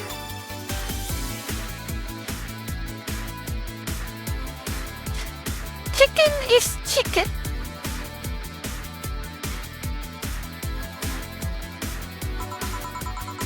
Maybe because simple is usually better. Breast is an easier to enjoy than legs and a whole lot messy. Also true. Also, if anyone tells you not to have boneless chicken, tell them to go fuck themselves. We deserve such luxury. Well, you silly girls. Boss? You're there talking about breasts and legs when everyone knows the best parts are the wings. Oh, Dana! Oh, there is just so much. You all are right. All those three are nice. Boss, what's that? Spicy chicken wings. No, not that spicy. Mild spice is okay, but I'll enjoy them very crispy. Where'd you get spicy chicken wings? From a spicy chicken.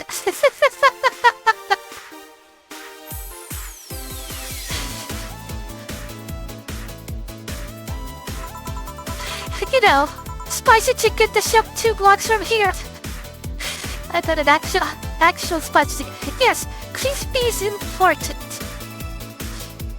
It doesn't work that well with, legs, but they work very well with wings. Sorry, let me rephrase that. Why are you carrying a bucket of spicy chicken wings? Why not you? Why aren't you carrying a bucket of spicy chicken wings exactly?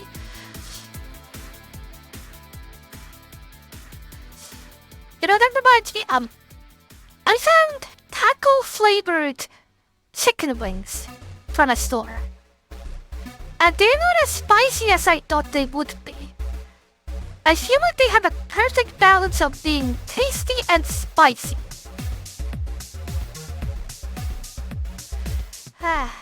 The crispy are still good, but they're a little bit too spicy for me. They're so nice. Well, because not as much. Armitage. Alma? I know what I said. Will the chicken you're talking about be cooked already? You might need to heat it up. Would it be cooked otherwise? Great! Expect you here Sunday at 8 p.m. Thanks. Anyway, I'll be back into my office. Dana just popped out to give her opinion. She left the bucket. Please tell me there's some chicken wings in there. Want some? Yes! Don't mind if I do. Oh, mild spice. Dana! Get me those chicken wings. I beg of you. Weird. Maybe she got a mixed up order and that's why she left them here. I'll eat them. She usually orders stronger stuff. I found buckets that make my trail itch just from being near them. I'll take this out of the tape for you, Dana. Oh. Say, Jill, what kind of guys do you like? The only answer here, Jill, is spicy. That's a sudden question. Not too big of a guy, to be honest. I just wanted to be decent enough. Not jealous, not aggressive, responsible enough to keep a job. That's no good. Do you like him buff? What about tall? Not the juicer piercings again. Never liked tighter. But that is kind of a low bar, yeah. I like them well-dressed. I see you like them businessmen. But what will you do, Alma, when the suit comes off? What will you do then? If they go out in iron shirts and well-corded clothes, they're sure to catch my eye. Some muscle is always fine too, but sharply dressed males catch my attention faster. Then you take them to their room and boom, micro penises. No offense to those guys, and yet you're still single. That's how I like my men. A potential husband, on the other hand, is another matter completely. I see.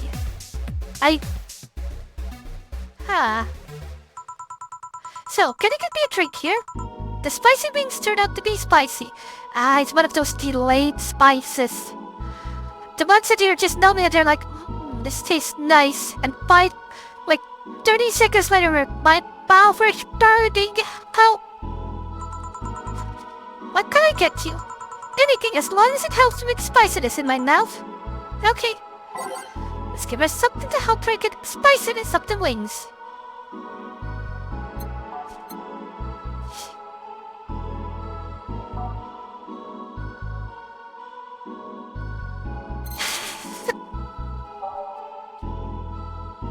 biscuit.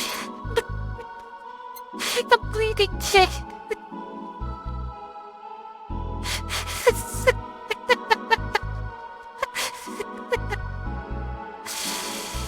Oh.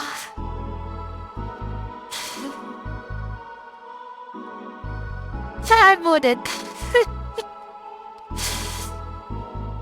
I wonder if it matters.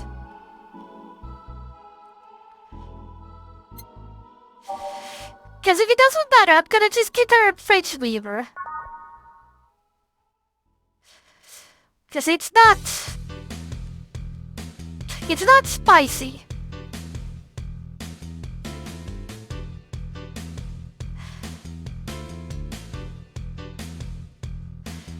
And it's not like we're serving milk here. That would be the best choice here.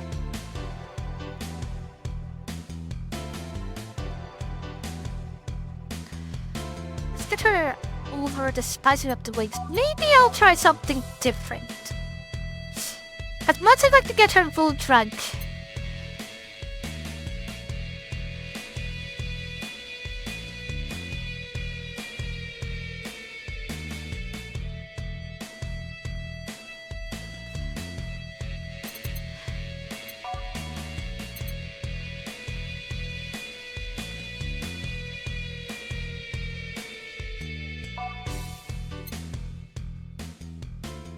Let's get her a sweet drink. Because all of these feel like they might make the sourness worse. Except maybe...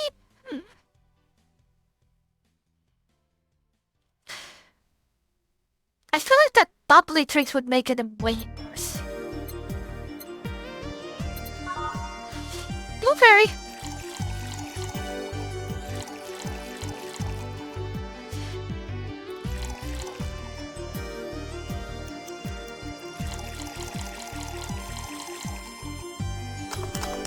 Catch this!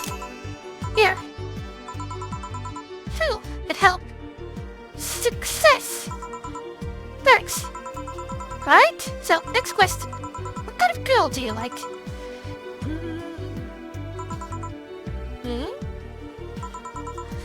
You first. Well, the girl that I like needs to be, blonde, glasses, busty, brown eyes.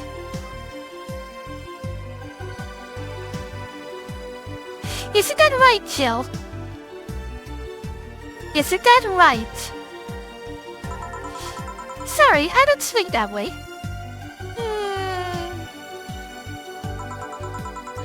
Sure, no qualms about saying a girl is cute or cool, but no, I prefer me in my bed.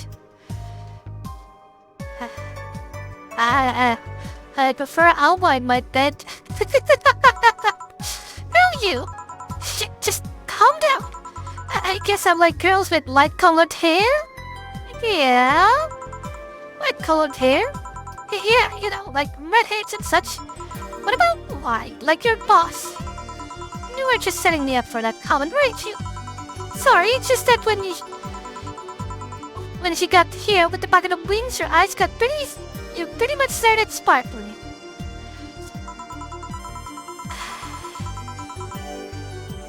Your whole behavior transferred you became giddy and tearful all of a sudden.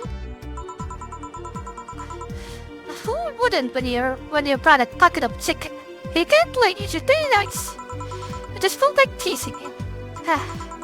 So, light-colored hair. What about blondes? Do you like me? Yeah, I guess. Yes. Let's hand it to girls too, and I start hitting on you. Would you go along with it?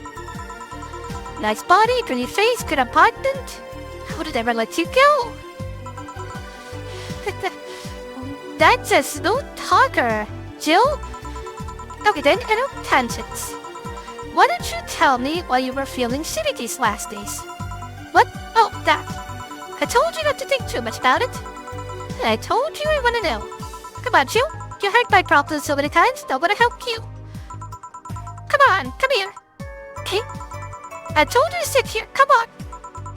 Hey, what? What are you? Alright then. Now, I am the bartender and you're the client. Hardly. The bartending station only works with me. I see. Okay then, I move this here and...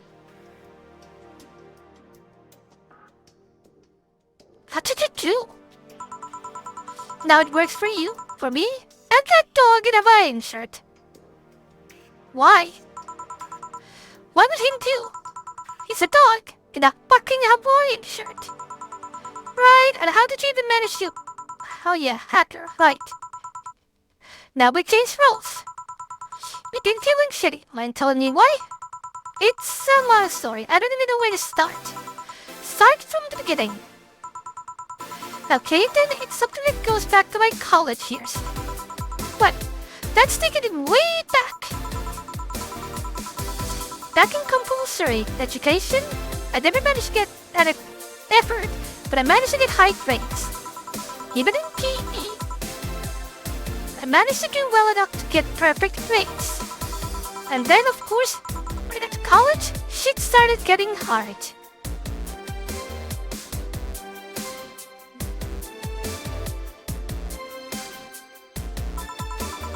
I had this perfect straight that wouldn't let me fail anything. Running my eyelashes steady, I eventually managed to keep up to get grades. After about half of the career, I met a student teacher. Her name was Lenore. She helped me a lot with my studies. She even got me to stop taking me more critics. I really liked her, and after some time I found out she liked me too. Ahaha! We started going out. I met her family even, and... You want a drink? What? A drink. Around this time, there's usually a pause that makes you offer a drink to the client. And there was no such pause. There is now. Please, I want to test this whole bartending interface. A sugar rush, then you can't mess that up. She asked for a sugar rush. Now, how did this thing work again? Imagine her messing up the sugar rush. But sugar rush is such a nice drink. I'd like a sugar rush. Sweet, light, and fruity, as girly as it gets. It sounds perfect for me.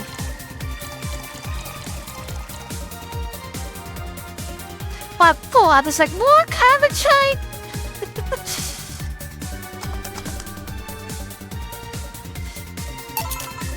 Here, Rex.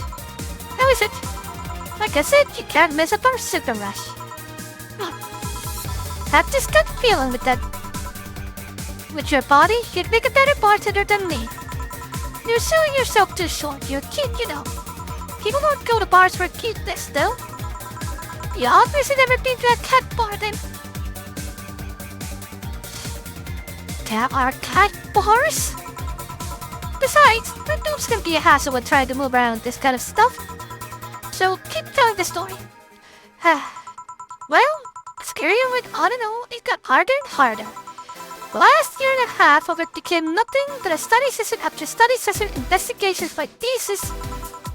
With the graduation ceremony came, I had to make a speech or some evil weird said speech. I almost had a panic attack. I had fear of public speaking. I realized I lost about a year and a half of my life. I tried to remember if I did anything fun at all, but all I could remember was studying and investigating new topics. I didn't even enjoy doing all that, so I was just standing there, and the satisfaction of graduating was minimal. I realized I had gone through the motions day after day from high school to graduating. I felt like whole years of my life had just slipped through my fingers. I never stopped to think if I enjoyed what I was doing. In fact, I never stopped. At that point, I stopped and I realized I needed a breather or something. Did I even like that career? It was all terrifying as hell. I needed all my strength not to start batting like a panic mess. So, a couple months later, I got an offer to start working in this big research facility. Lenore was ecstatic. She was so proud of me back then. But I was just scared. That would be my job.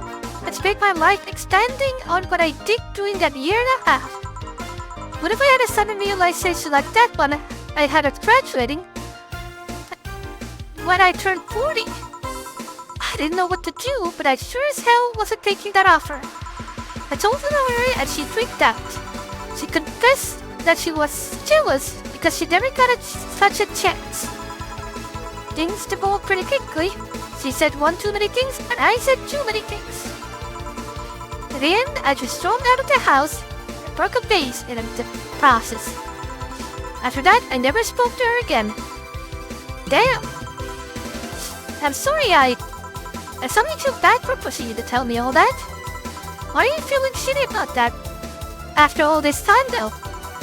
Unless you've been feeling shitty for years. I have, but it's not just because of that. Hey? The other day Lenore's sister, Gabrielle, came to this bar. Apparently Lenore died last week. Localized nanomachine rejection. A heart attack. Apparently she had it for a long time but never told anyone. And coincidentally, it got worse after I left.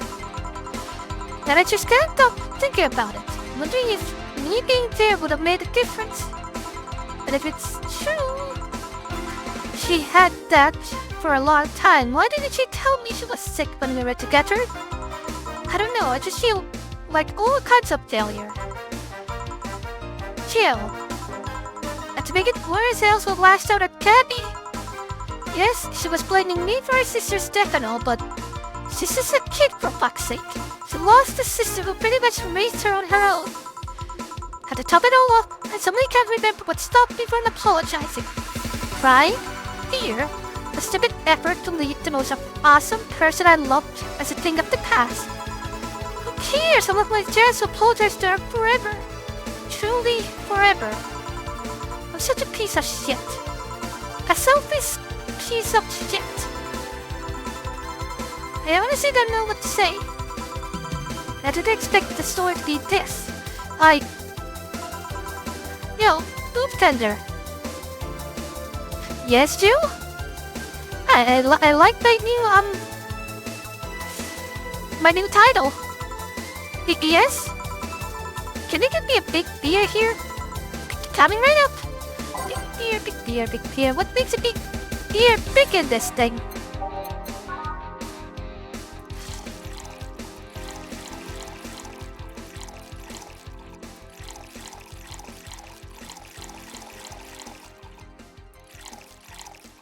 You know what would have been funny? I should have just... When this happened, I should have just left the scene, grabbed a random person and put them to sit here. And be like, 2 drinks. Good luck.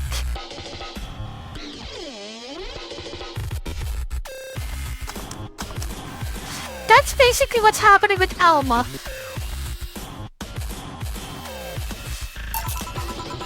Big beer for Jill.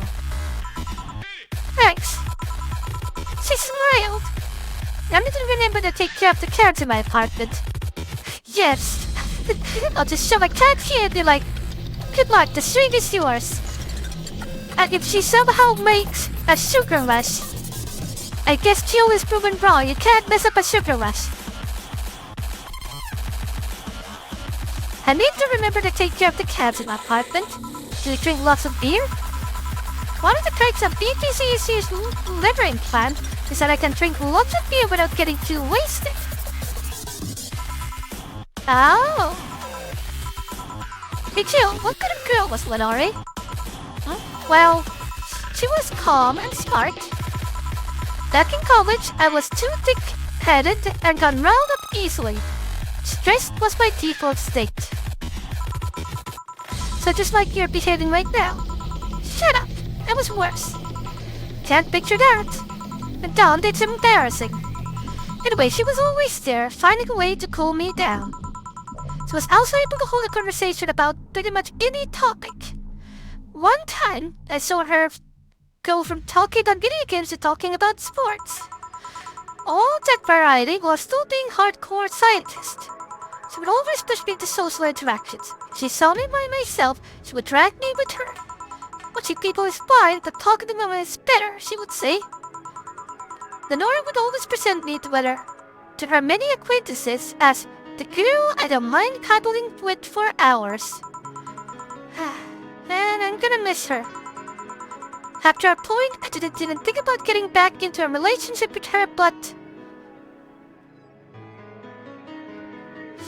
Yes, pal. An extrovert who adopted an introvert. That's exactly what it sounds like. She was such an awesome person, I just wanted to apologize. And now... in a cruel twist of irony, she's the one that made me pick up bartending. Oh? Back when I was thinking what the hell to do with my life, I remembered a night we spent at a club. She started talking about how the drinks were synthesized, the chemistry involved, the reactions and all that. Everything sounded so fascinating. I remember saying that her talk made me want to start mixing drinks.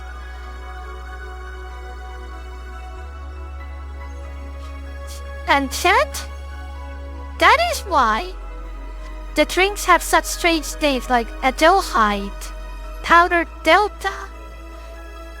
It's probably not to the censorship, but because they're literally synthesized from ingredients.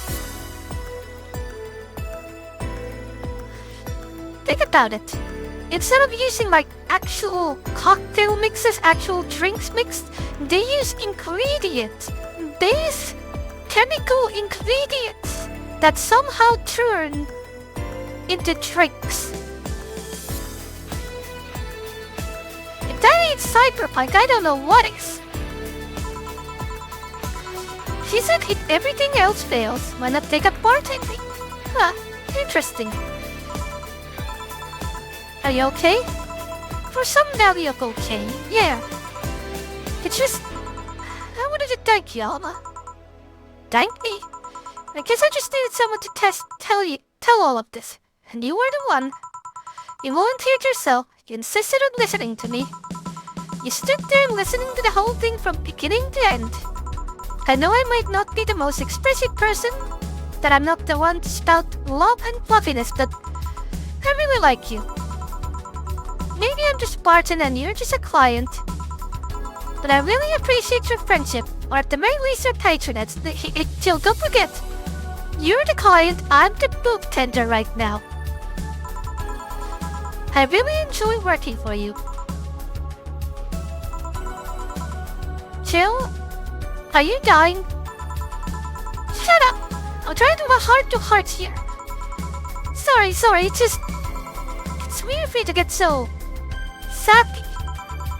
Well, I just realized that the saddest thing is how I'll never be able to make amends. And it hurts like fucking hell, you know. I never, and I mean never, want to feel that way ever again. I don't want someone to suddenly accept my life and have the last memory of them involve something nasty.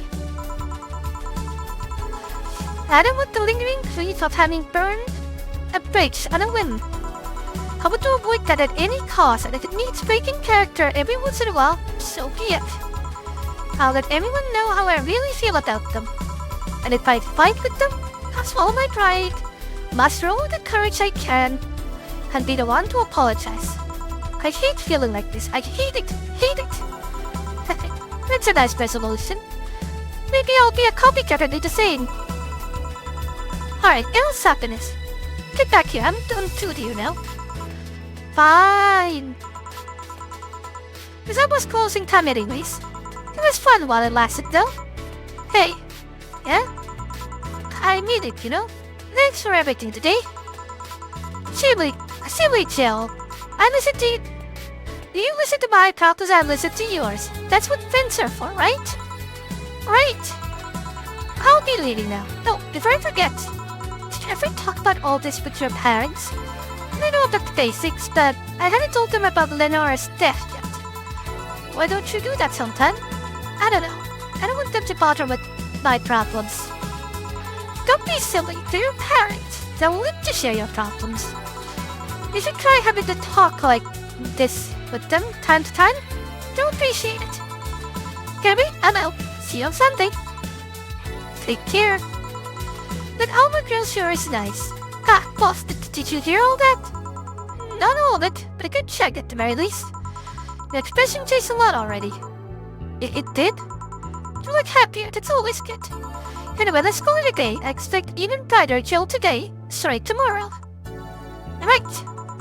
Oh yeah, boss, about those chicken wings. Fucking idiots at the spicy chicken. Oh. Sorry, Dana, we won't have enough spices for your order until tomorrow, they said. Is that how they treat their regulars? Naturally. Boss? Ah. Cherry's titty hacker. She's a good friend. I know Cherry's the titty hacker.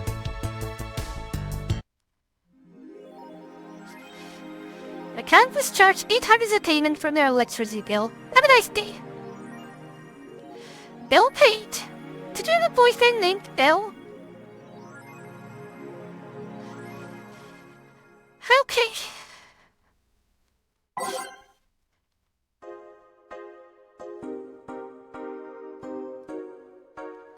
Chat? Pick one of these three. I'm gonna have a break, and after that we'll pick one of these three.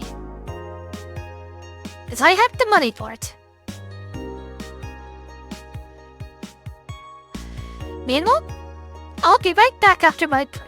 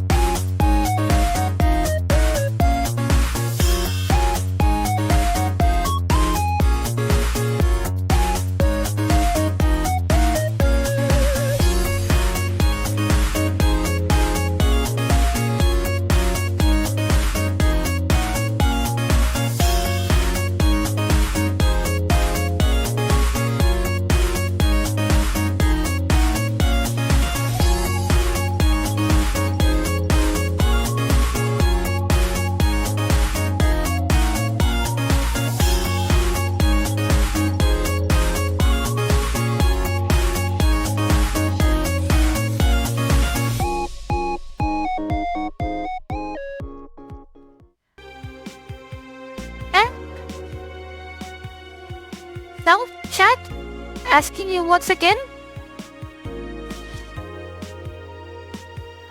Now let's give it a vote for the middle one.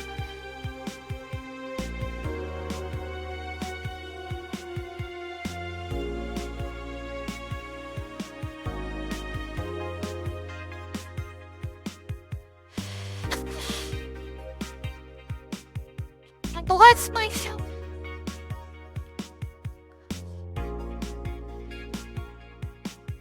I have no idea how that sounded through the mic. While my brain is restarting, take either the tree at the top, not the red one, the other tree. Pick one. Okay, you did not hear my sneeze. Must have cut off. But yeah, now let's give it a blue one. And they're yellow and the red at the top and bottom. So, have a little vote. If no one says anything, we'll pick the blue one. And if you can afford money later, I might try another.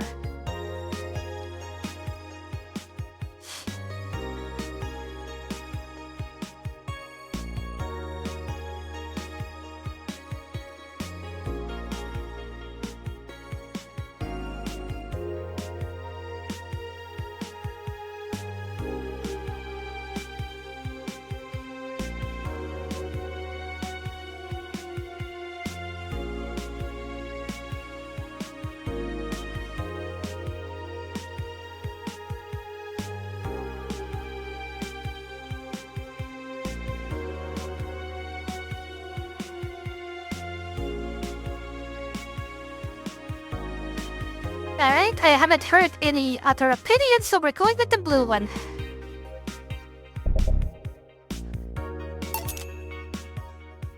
I check here on the key one. Nice!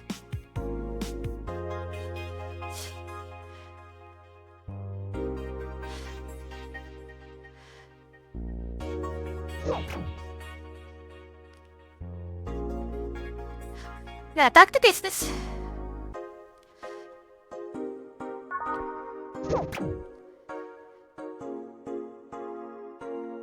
Update. While I'm receiving these messages, it looks like we were able to record and transcribe one of the messages sent by one of the compromised signals. Joe Red, the anchor of our popular TV newscast, served as our very own test subject for the investigation. White noise? Who are you? Are you really alive? You're special to me. You're everything to me. It's time to become one. White noise intensifies. End of transmission. Developing. Spooky or a made-up story. Nanomachine rejection has taken 80 lives this year. The Health Observatory just released their annual report of nanomachine rejection cases. The total number of reported cases risen to 80, an increase from the 65 cases reported last year. The nanomachine pollution was particularly strong this year due to the recent protests, wrote the observatory. Protests caused police force to release new varieties of nanomachines. Their function is still unclear, but according to our sources, they're intended for crowd control purposes. It's unlikely we'll find a cure in the near future, and you can only hope cases like these will become rare in the following years.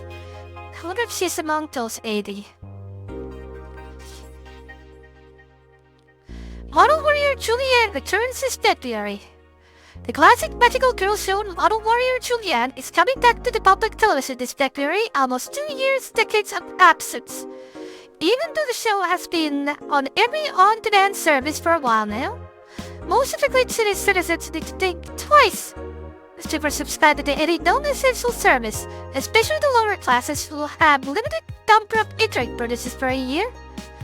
The show's return is certainly welcome. Today's parents will finally be able to share a piece of their childhood with the kids without risking dinner or breakfast. Is that the tear in your eye? But no.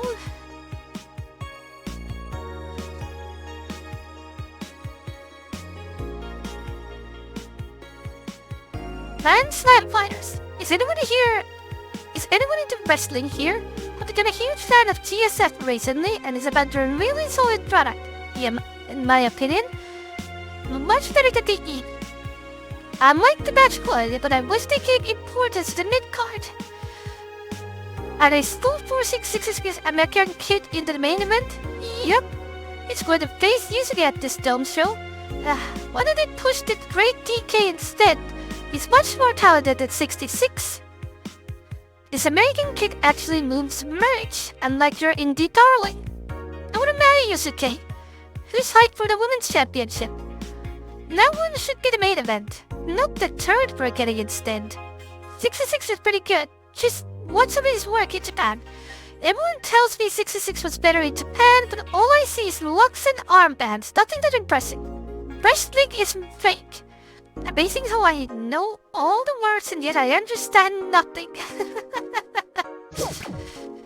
Anyway, now that our room's all pretty, we can go to work.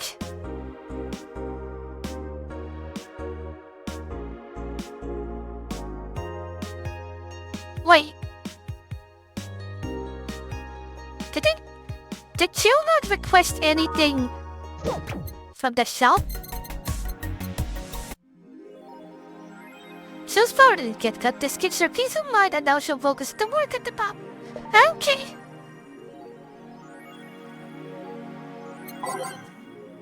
Let's go. Hey, it's Christmas Eve. Good evening. Hey Jill. How are you feeling? I won't say good, but not that bad, I guess. That's nice to hear. Where's Jill? Did you run away again? Nah, I'm on errand duty, buying the drinks for tomorrow. That sounds weird coming from the owner of a bar. Every drink here would come out of our own funds. So if we're gonna spend money, we might as well get more variety. Besides, the cousin walks are always good for Jill. You're the boss. Who's coming so far? Well, there's the three of us. The dogs. You invited the titty hacker. Jill invited Janie. Yeah, I always invited Dorothy when I call her to spend her night with you. Good. Sounds good so far. Invite anyone else you feel like inviting, the more the merrier. I could, but I thought everyone's made plans by this point. That's true. I'll be in my office. Call me should anything arise. Alright.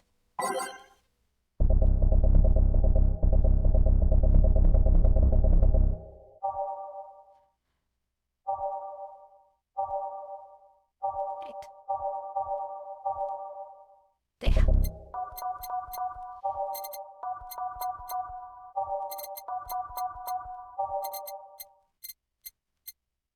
Oh, we're all full. Time to mix drinks and change lives. Wait here, I'll check inside. Welcome to Valhalla. Hey, new people. Oh, a BTC bar. Excuse me. Do you know where the Athena Convention Center is? Why does that place make people get so lost so easily? They should have called it the Monitor Center. Hold on, let me scribble directions on paper. Thanks. Got it right, but it's a building filled with hobos. This should be it. Thanks a lot. Anything else I can help you with? Oh, what the hell? I'll have a drink. What about you? A brand TD, please. Right. The girl asked for a brand TD. The lemon freaks me out.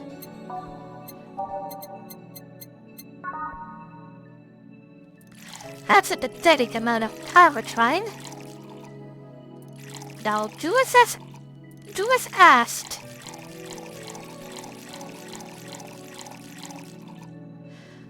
All aged and mixed. Yeah, you are. Thanks. That's an interesting outfit in this cold season, miss. Well, I'm actually cosplaying, so call me Bella for time being.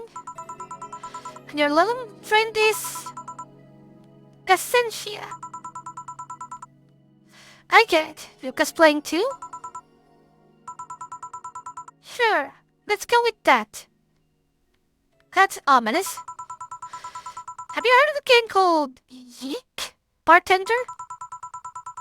That cult classic game has seen like 3 new remastered versions made by 6 different companies this year. That one, with a cosplay group dedicated to it, and we got lost in the way. I heard you talking to someone outside.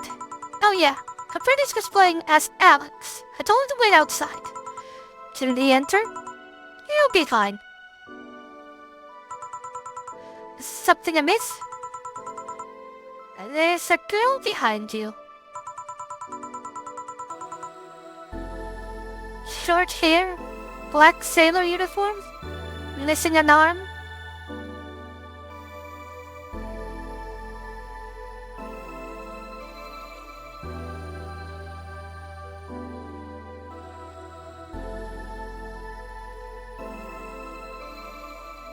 That better be Data. Wearing jeans under a skirt. Now, don't spook the bartender.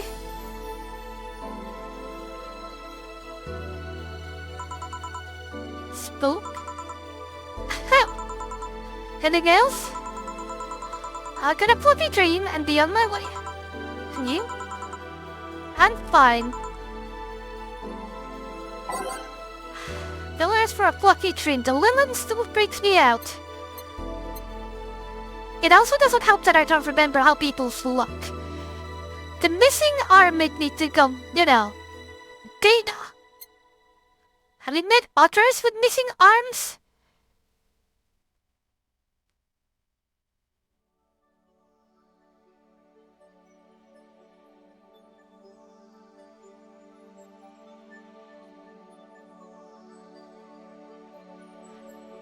Vaguely. Was she the ghost that glitched? In the monitor?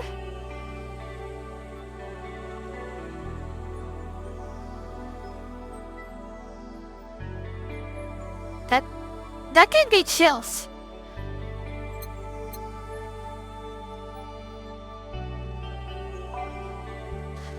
And obviously the correct answer here should be... What? Who's... Anna? There's no Anna here.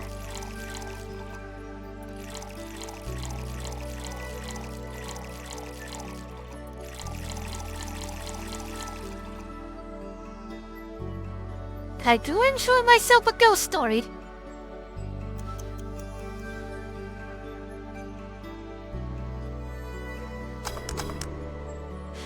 Lucky dream. Here. Yep, this is the thing. Seriously though, you should leave your friend outside like that? So should you leave your friend outside like that? He'll be fine. He started chatting with one of the vending machines. Okay. They were talking about the R&B music. Does your friend prefer the 80s R&B or the 70s? It's the 80s, I think. Oh shit. Boss!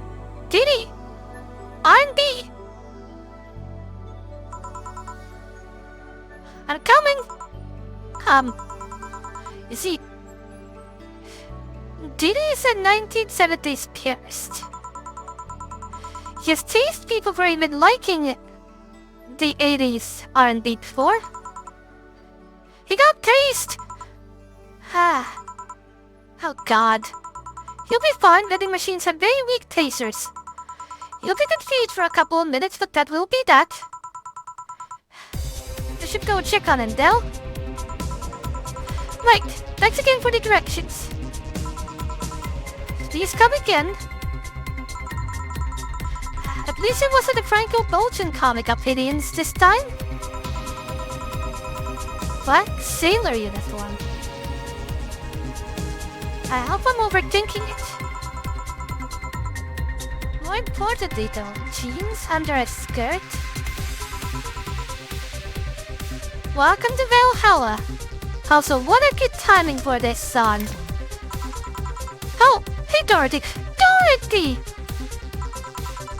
Oh, hi, honey. What's wrong? Are you okay? I just kind of wandered in here. I just am a bit distracted. Hello, I'm just wondering. Can I get you something? Oh, sugar mix. Yeah, that. Right. Dorothy seems down. She asked for a sugar mess, but hasn't she told me of a treat that cheers her up? Well, for the life of me, I do not remember.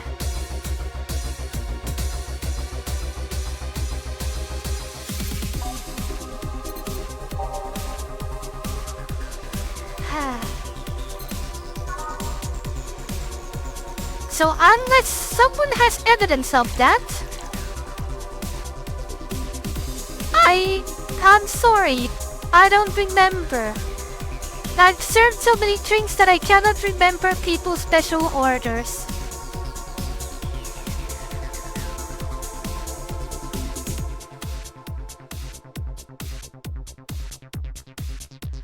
Like, I don't even remember what the last drink was that I served.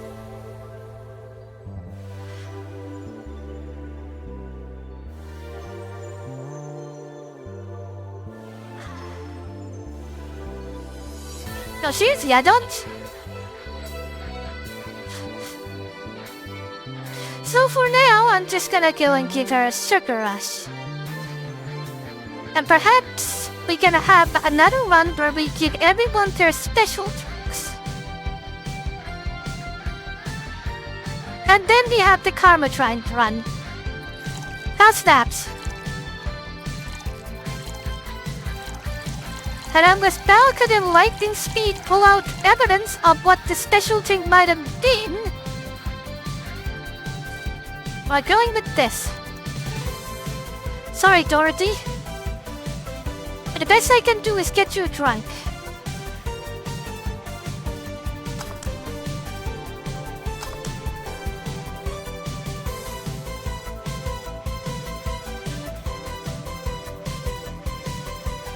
Wait, what? Oh, I accidentally aged it. I accidentally aged the drink and made a different similar drink. How does that happen?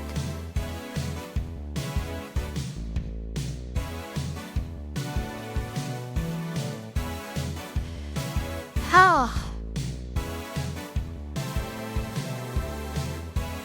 Incredible work.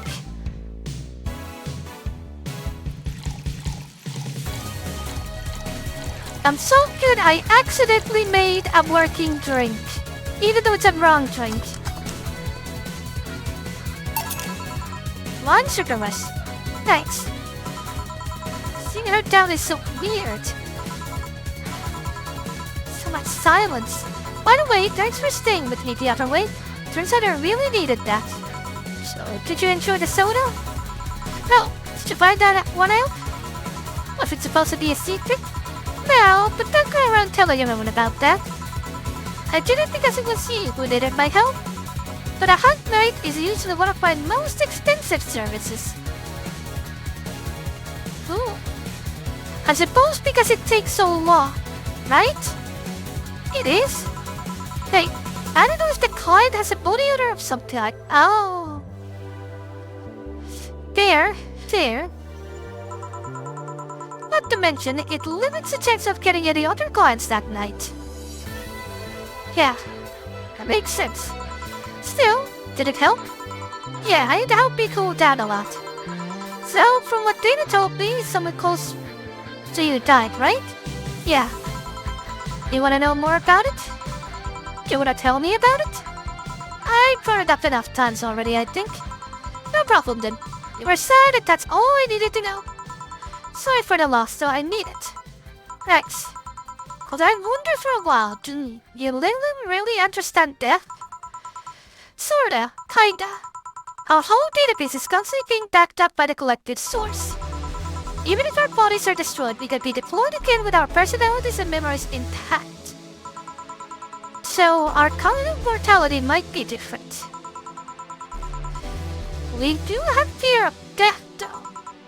You do?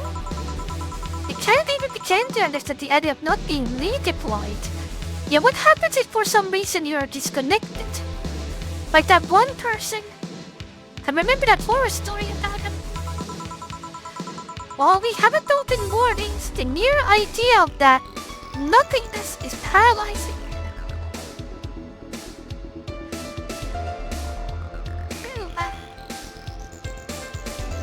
Lillans have sold. They have to. They won't go to the nothingness. I won't allow that. There are few that don't mind it, but we do fear death and we don't wish it on anyone. In fact, there was an argument used to abolishing the whole 3 laws thing. You seem quite knowledgeable about history. Yeah, let's see if I can remember my 3 laws thing. The robot must not ever harm a human.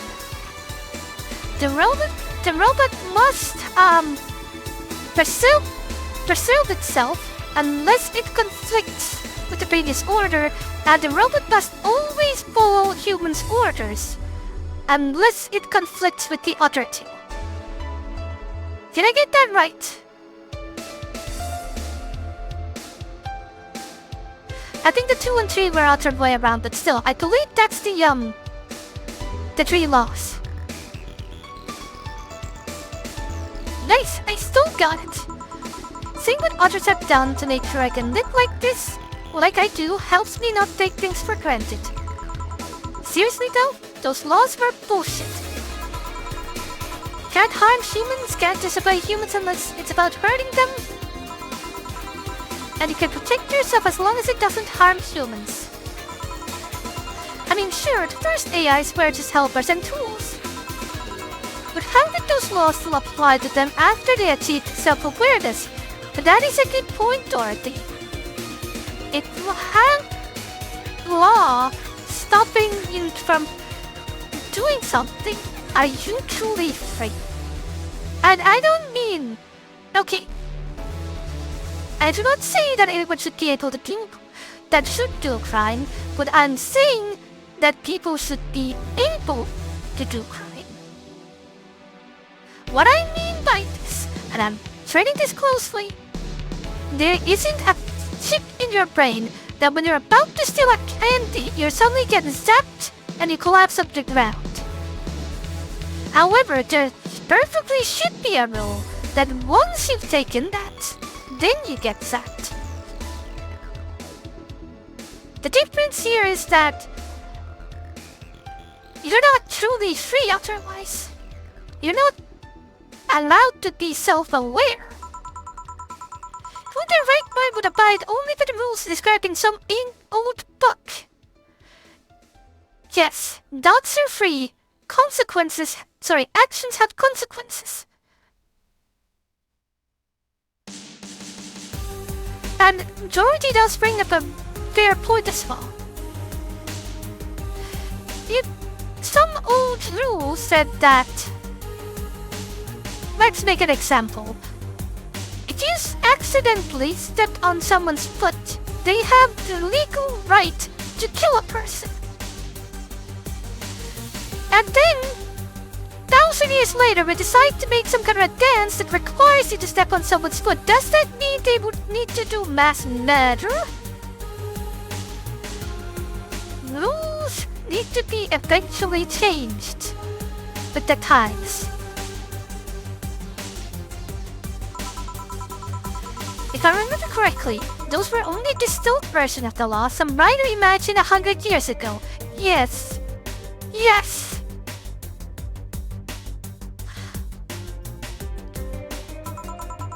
And they were a reduced version of all his ideas. However, many authors afterwards took them like they were very laws of physics or something. This is also very true. I can't remember what that person's name was. Again, I'm not the best with names. But a lot of people keep quoting, Asimov. Everyone keeps quoting Asimov on those 3 laws. Like they're literally laws of the universe. Even though they're technically just made up, I guess they just made so much sense back then. And like many other things, people distill and exaggerate what they need and use it to their favor. Wow, you're a nerd. Thank you, Dorothy. Look who's talking.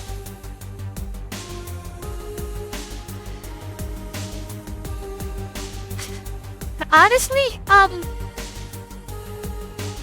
while the idea of the laws is good, it may not be enough, and eventually they shouldn't be needed.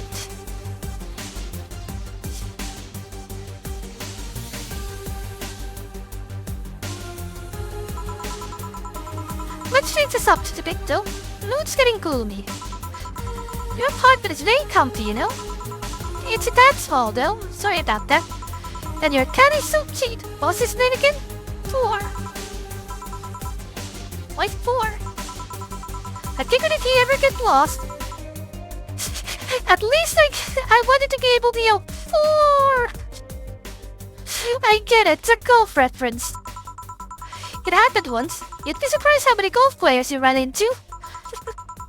And every time you play with him, you can say it's foreplay.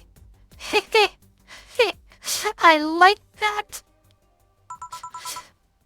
Yeah. It was also named after someone. Really? Who? A little kid that wanted to transcend. What? A movie character or something? Sure, let's go with that. Huh? Do you want anything else? Let's go with Blue Fairy. Alright. I think Blue Fairy was quite nice. Yes! Blue Fairy is a nice drink. Good choice.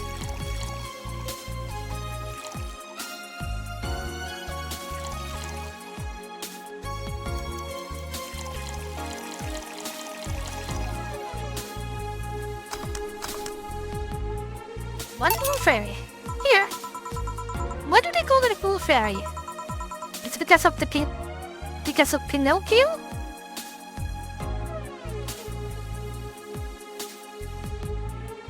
I know what you're referring to, but I believe the name is based on absinthe, with some called a green fairy. That makes sense. So they wanted to make, blue absinthe. The first version of the drinks were described as sweeter absinthe. Sadly, they had to fix the formula because people were turning green. Not blue? A bluish green. Like cyan. You seem to have cheered up a bit there. Yeah, talking to you always helps to get my mind off things. There's something I've always wondered for a while now. What? What kind of friends do you have? I mean, are they in the same line of work or friends? Aside from you? Thank you. Well, just Lawrence. The vending machine is a lot of fun to be with. Once you get past his quirkiness, that is. I was also missing lots of nice people working in the streets. From the top of my head, I can think about Nightingale, another little. He changed himself to have fur and more wolf-like face. Interesting. I wouldn't mind meeting Nightingale here, but he looked quite cool. They're also a pretty good pianist. He plays in a jazz band on weekends. Now that I'd like to see. A werewolf playing a piano on a jazz stand. Damn, that sounds cool. There's also Nadira, a drag queen and the owner of the club I've been invited to a few times. There's an animal shelter on the side. I help her with it occasionally. Oh, there's also Sister Clementine, a nun from an orphanage. That's surprising. I go there sometimes and play with the kids. Oh. Well, that's something I didn't expect to hear. I also almost got adopted once. Adopted or adopted air quotes. I was flattered, but it was weird. Oh, and it turns out I already knew your boss. Some years ago she what? What?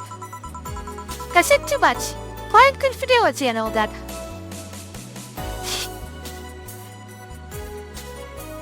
Dana was your client? Interesting. Ahem. Well, enough tangents. Where were you going in the first place? Gloomy? When you came in? I don't know if gloomy is the right word, but you were pretty quiet at the very least. And knowing how you normally are, it was pretty weird. Oh, don't worry about that. Just one too many things going on in my mind. I wasn't gloomy or anything. More like distracted, really. Well, I think I should go now. Thanks for lending me an ear, honey. My boss told you about the party tomorrow, right? Yep, I wouldn't dare to miss that. Okay then. Alright then, see you tomorrow. Good luck. Thanks. And that's that. Boss, I'll be taking my break. Alright?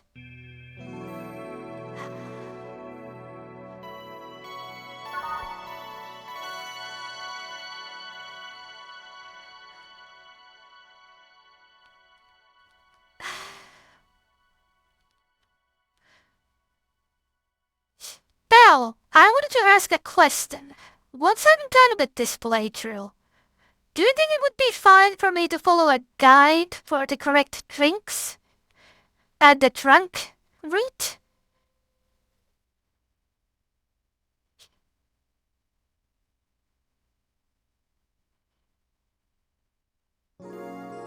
Or does that reveal too much?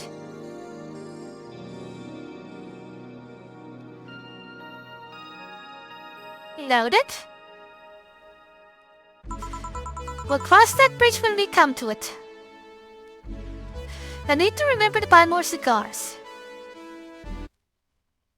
You smoke cigars? Ew.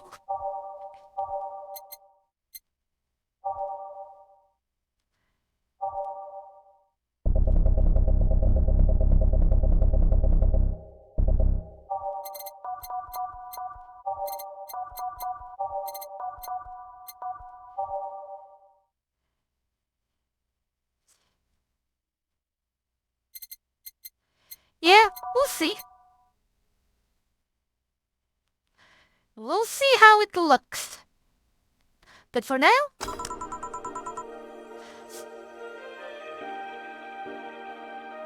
Back, did I miss something?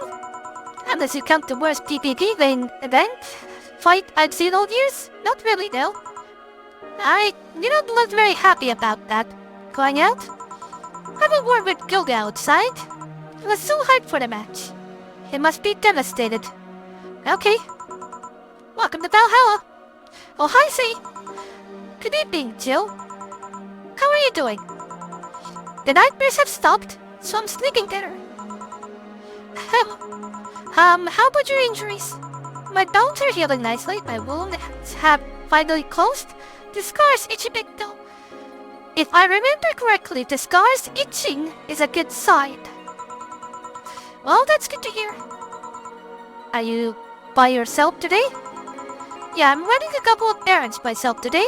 I wanted to come here for a while. I also noticed a big guy from last time is outside. Buster still doesn't want me being alone while I'm healing, so suggested taking him with me. I see. What can I get you? Something cold. Let me see, I believe I remember. That's aged. It was like over here somewhere.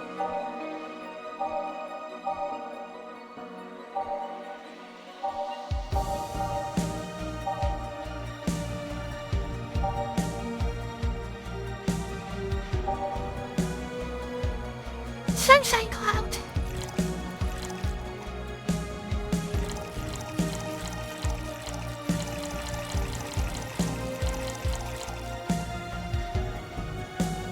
On the rocks and blended.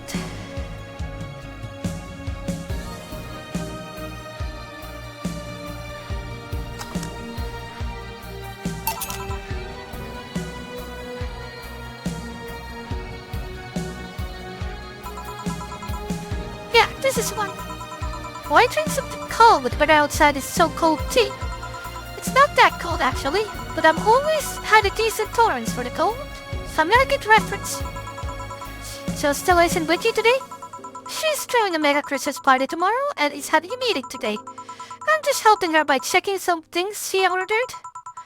And here I was, all ready to invite you to the party we're throwing tomorrow. You're throwing a party too? Sorry about that. Can't really say no to Stella. I get it. Maybe next time. If there's a next time at all. Don't worry about it, it's not a big deal. I want you to know that I want you to have a good time. Have fun, drink a couple of beers in her honor.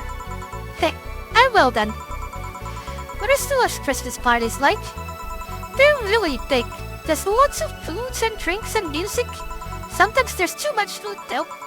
So at the very end of the party, she lets the staff take home whatever's left. She also buys toys for all the children of her staff members. Really?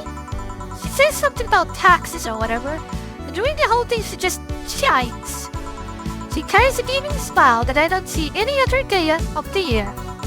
Many of the kids have started calling her Auntie Ella.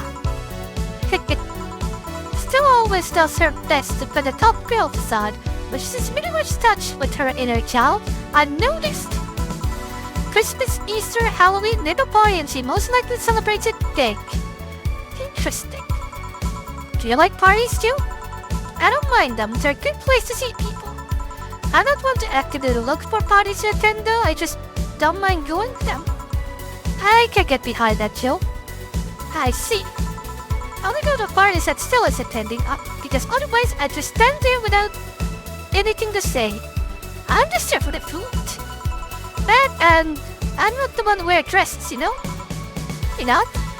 I'm a tad too ripped. They don't look good to me. Cute on me. What about a suit?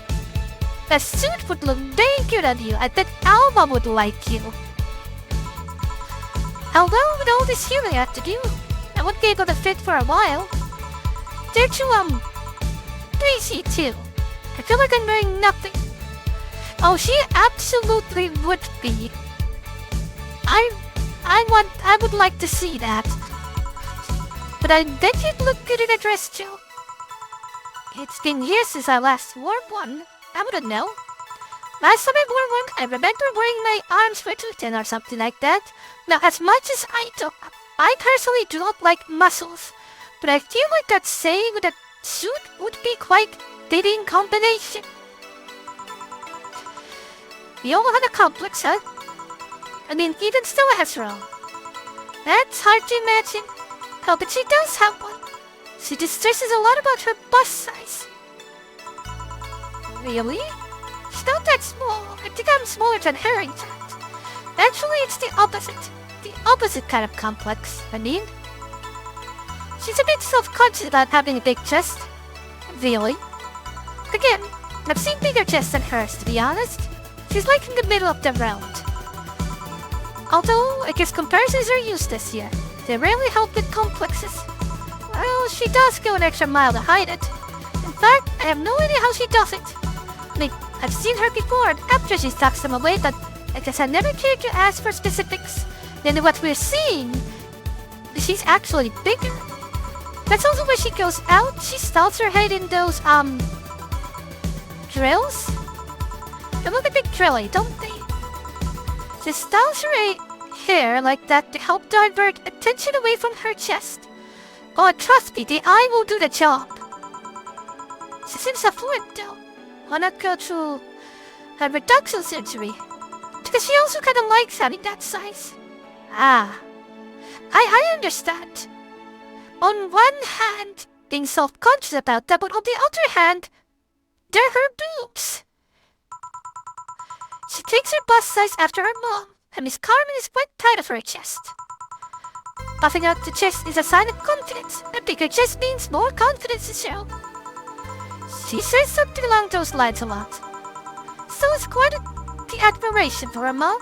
So I guess breast reduction would feel like betraying her. It's like reducing her confidence. Huh. I mean, it's so like she's hiding J-cups or something like that.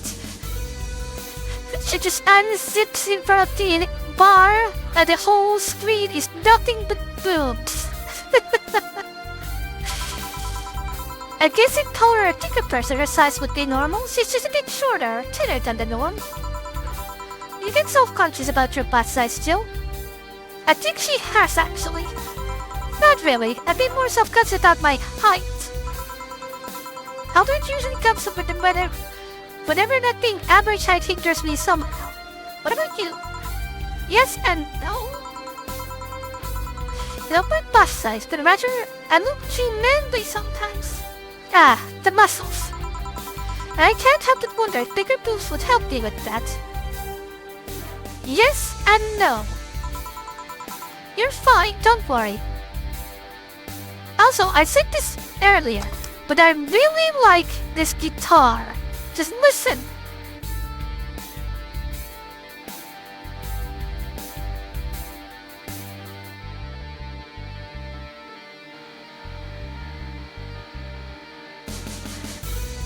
It for some reason reminds me of something that Akuma Kiran made.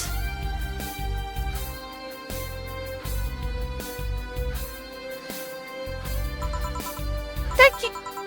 Can I get you anything else? Get something non-alcoholic? You're hurting my heart. I do. Give me a sec. Oh.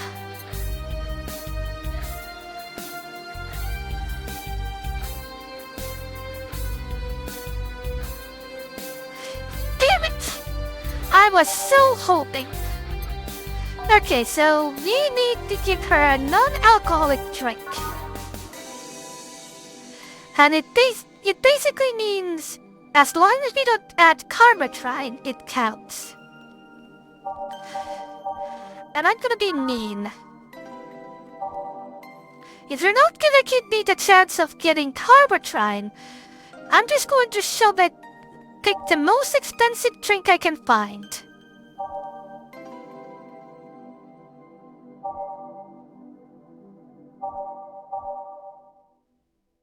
That's already double, though. So 160 is the currently highest.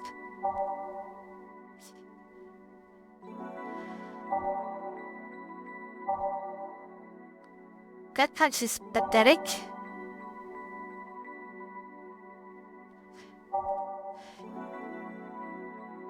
Fluffy water would be 300.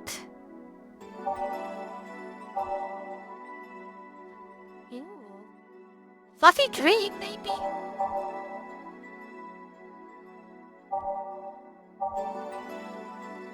That blue fairy. No, bleeding chain, 200.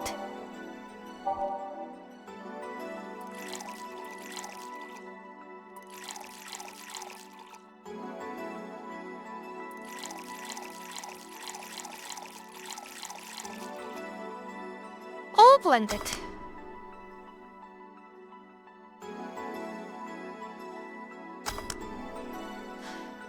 Here you go, non-alcoholic bleeding chain for you. Doubled.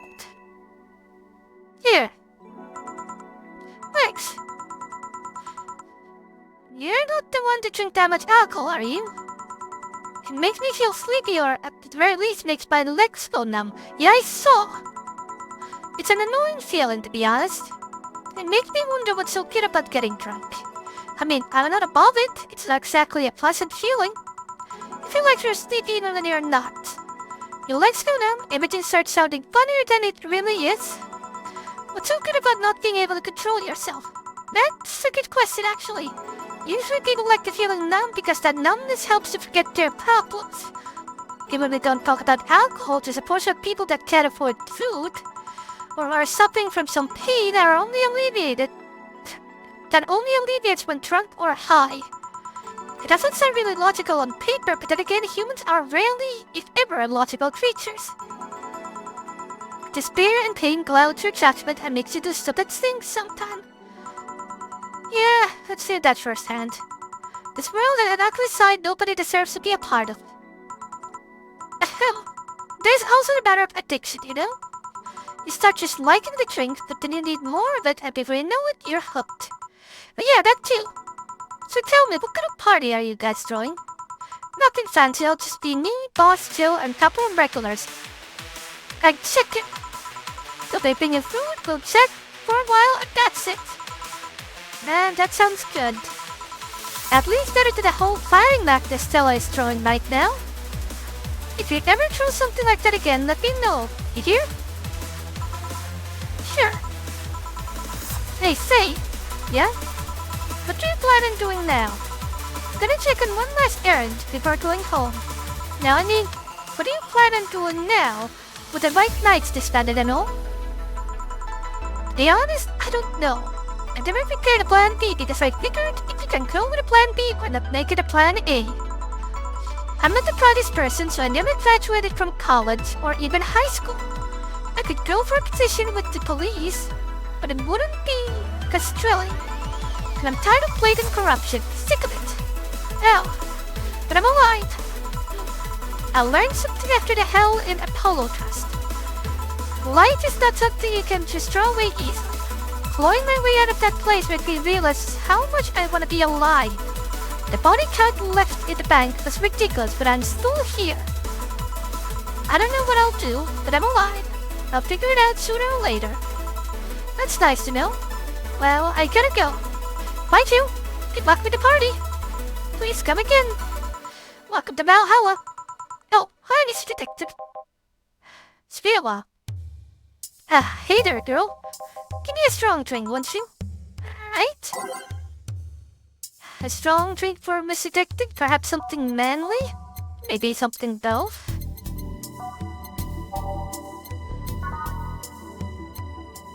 Got punch?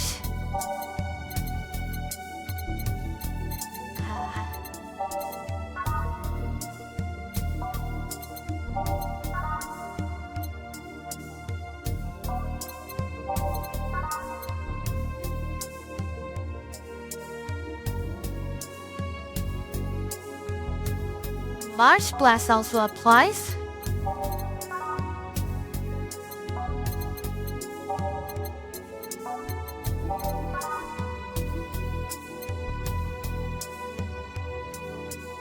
Six ingredients.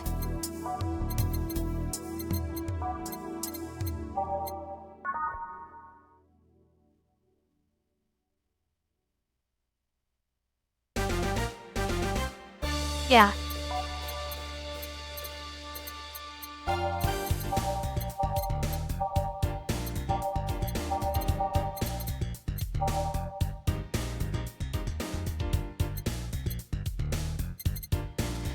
Sorry, I was making a gut punch.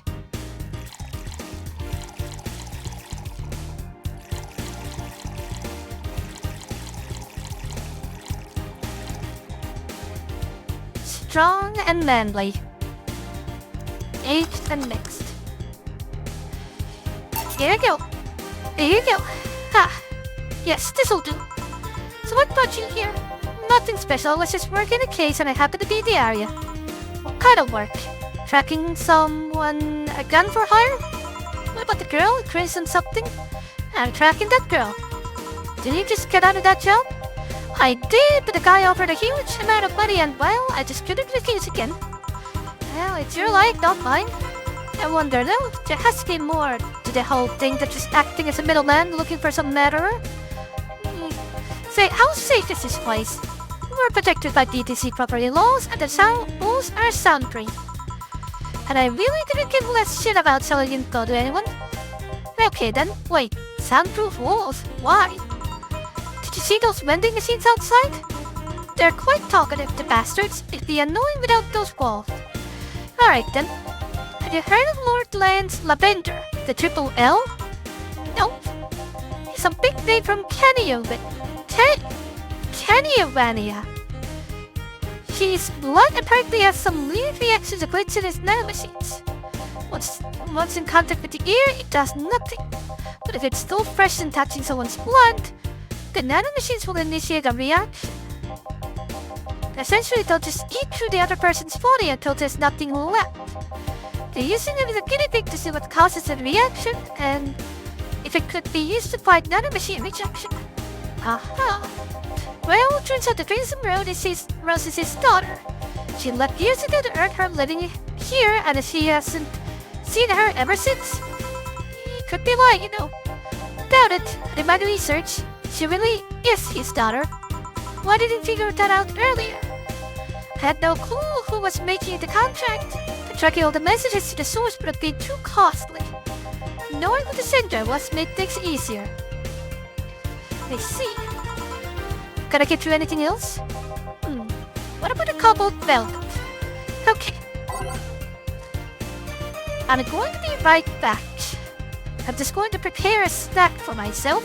I'm not going to need to have a break yet. I'm just going to go get a snack.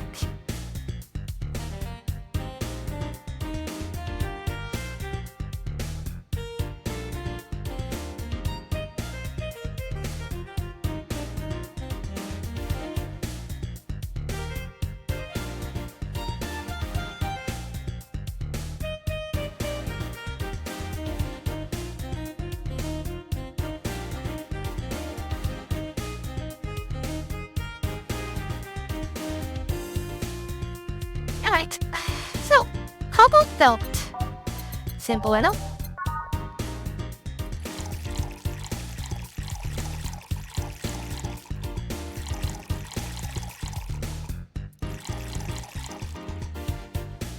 Rocks fixed. Done! What was that for? I just want to kind of put together a snack for myself for the next break, so I have time to eat it. Here you are. Oh, you actually did it. Were you expecting me to mess up so you didn't have to pay? But no. So what made you accept the contract anyway? Keeping in mind all the risks you told me last time?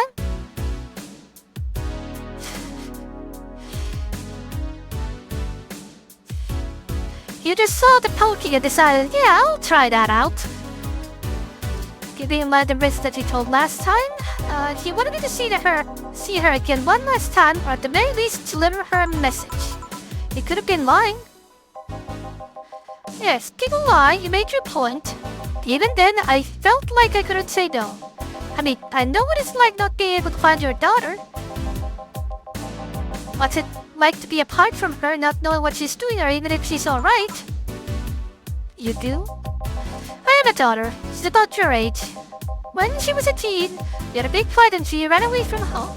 At first I waited for her to show up, but then I started getting worried and went to find her. I couldn't find any trace of her. Nobody has seen her, so I was worried if something might have happened to her. I guess that's how my tracking skills and the list of contacts began to grow. I finally found her, taking cover in some dumpster, unconscious from starvation.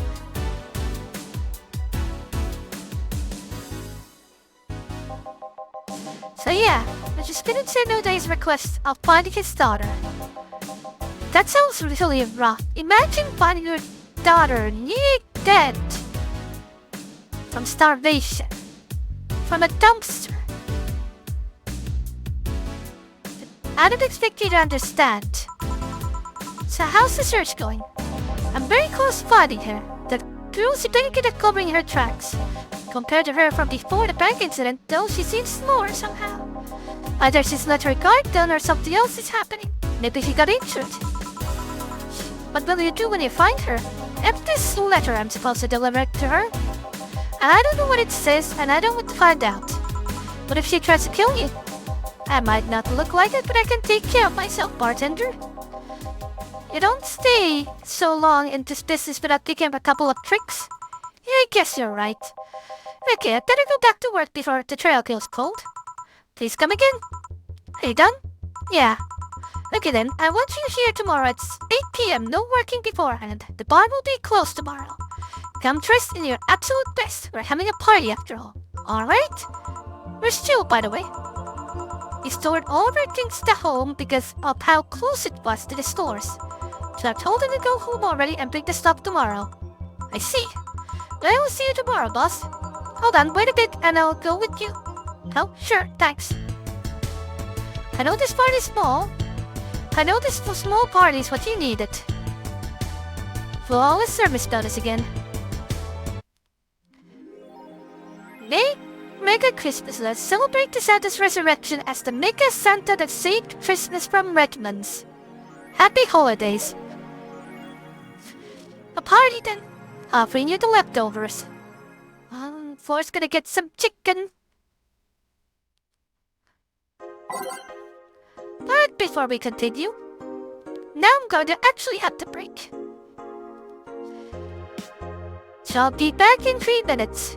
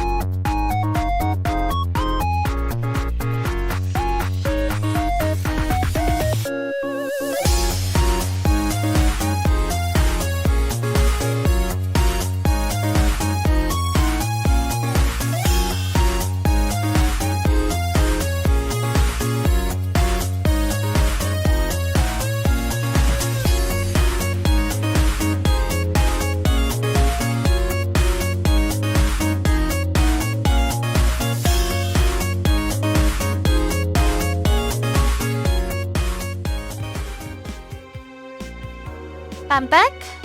Sorry that took so long. I have to do other things. Now, time for one last hour. Depending how much going to happen, it's either going to be until the break, just the party, we'll see. Mega Christmas is here. I'm way too used to Christmas, but the mega tradition here in Glitch City is mega comfy. I know it's an incredibly absurd name, and the holiday isn't any less crazy to its origin, but I find it amazing how the GC managed to replace the original festivities. Some places celebrate Christmas eating fried chicken, but here they outright changed the holiday. Well, it's not that different considering they have the same date, but it's pretty cool. Well, I gotta go, time to sign some bucks. Was it Mega Christmas or Mega Christmas? Don't know, don't care.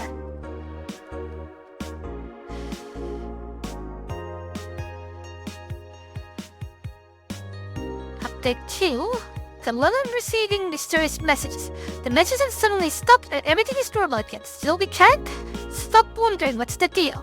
Was it a prankster or someone who just discovered how to subvert public communication channels in Lilo? Either way, some reports indicate that Loom behavior has been rather unusual as of late, although we can only imagine the confusion they were going through. Not the first time. Let's not forget that something similar happened 5 years ago when Loom advancement was at its historic high. Unfortunately, nothing came out of it. Will it happen again? Time will tell. Spooky. I bet, yeah.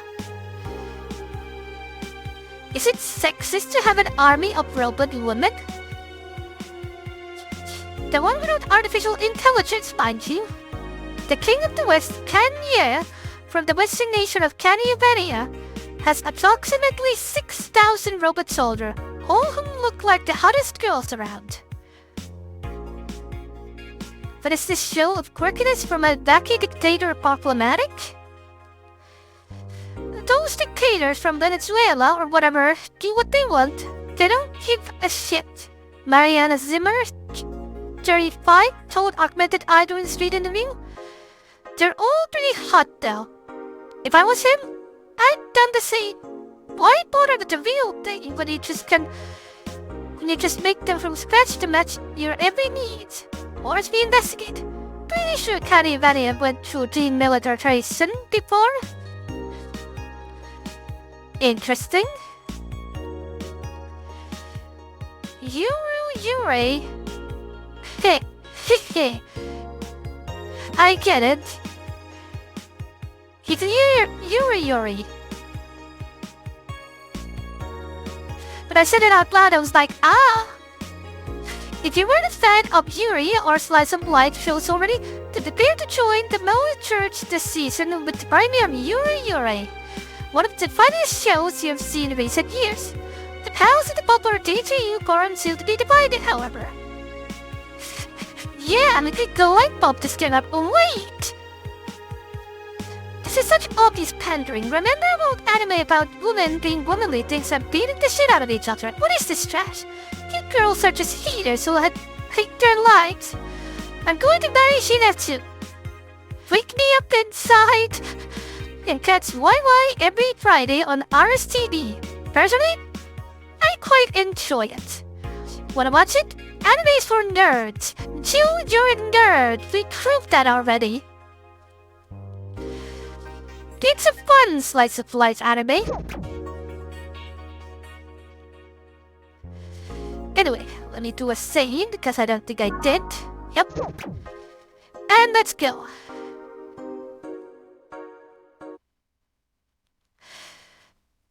It's holiday time. Good evening. Jill, I told you to come with the nicest clothes you have. You came in uniform. And these are the nicest clothes I have with me. Besides, you and Jill in your uniforms too. Well, I can't really show up in the casual clothing. I'm being monitored. And I'm fairly certain that the artist was just lazy. What about help you more than one time? I'm so surprised that one didn't break the dress code somehow. And you, Jill? I don't have that many clothes to begin with. You people depress me.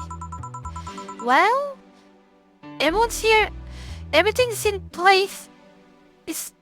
Everything's in place back there. Almost here. You know, there was a time when people treated others before saying stuff like that. Come on, Jill, greet her properly. Welcome to Val. Wait. Man, if that's a sign you need to ease up on the work, I don't know what is. Shut up. It's becoming a reflex. Wait. I'm also getting their usual attire. Why aren't you saying anything to her? Red sweaters get a free pass. Damn. Why? Silly question, never mind. Jamie came earlier too. The dogs went with him to get some ice. Do we have ice? Trying to get it out of the bartending station is a chore, so it's better to buy some outside. Huh. I guess you'd have to order ice. Put it in an empty drink, take it, and then you get ice. What were you doing back there, Elmo? Setting up the food warmer. With the what? I bought it 3 days ago. It's amazing. It looks like just a set of wires, but you can create a frame with them. Put the food inside, press the button, and watch it just winds up the food like a microwave. That sounds oddly dangerous. It's a new commercial bubble, though. Really useful, but tricky to handle at the same time. One more move and it will be out of food for the night. Everything will be scorched in a second. Oh. So you bought an infomercial stuff too. Haven't you? It's at the very least a good idea for gifts. Well, dynamic entry! Dorothy! Finally, at least somebody came after me. Is it weird that I've already heard that 3 times in the last hour? No, don't be like that. She's not saying about malice or anything. She just found it funny. You're taking her side now? Jealous?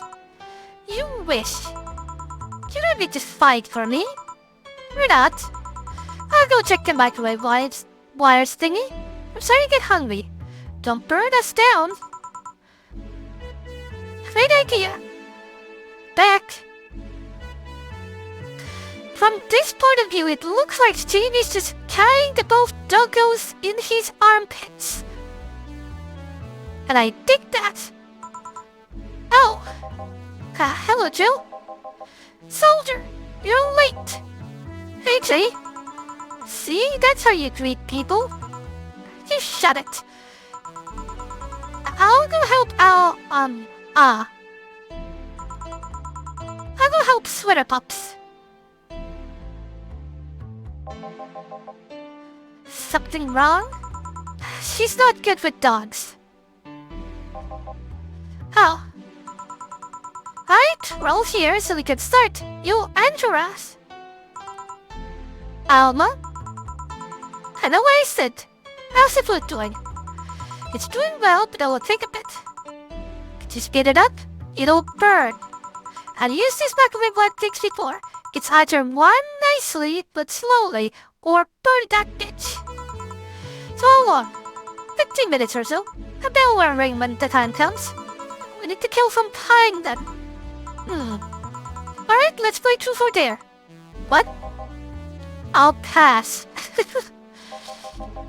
Games are for kids. I'm in. Sure, I'll pay. Sounds fun. As long as I'm much stays away from me. Got it? That'll make the time pass faster. I'll pass. You play.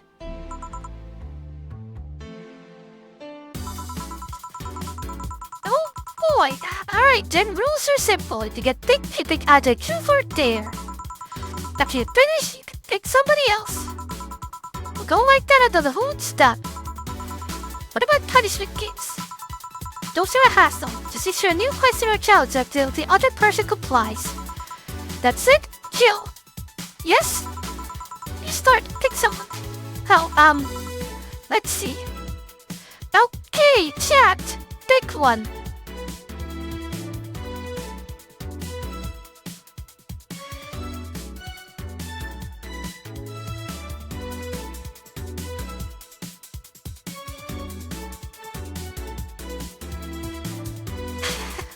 You read my mind. Well then, Dorothy. Yes, Truth or Dare. Let's go with Truth. She'll pick Dorothy. Choose Truth. Is there anything you have rejected from clients? Now someone to roleplay with mutilation. That's a fair point. Huh. I mean, sure, I can pick up on links with no problems. I can do that for matrons every now and then. But I'm not okay with doing it for clients because first, that leaves me defenseless, which I cannot allow by any means. And second, half of the time, the roleplay involves violent scenario. And there are some behaviors I want to reinforce, namely non-consensual violence of any kind. Fair. Interesting. Alright then, waiter. You, Sweater Pups. In. Truth or Dare? Dare? You're brave or stupid. Okay, I want you to say in the most sultry voice you can muster. Admin override. Okay? Admin override.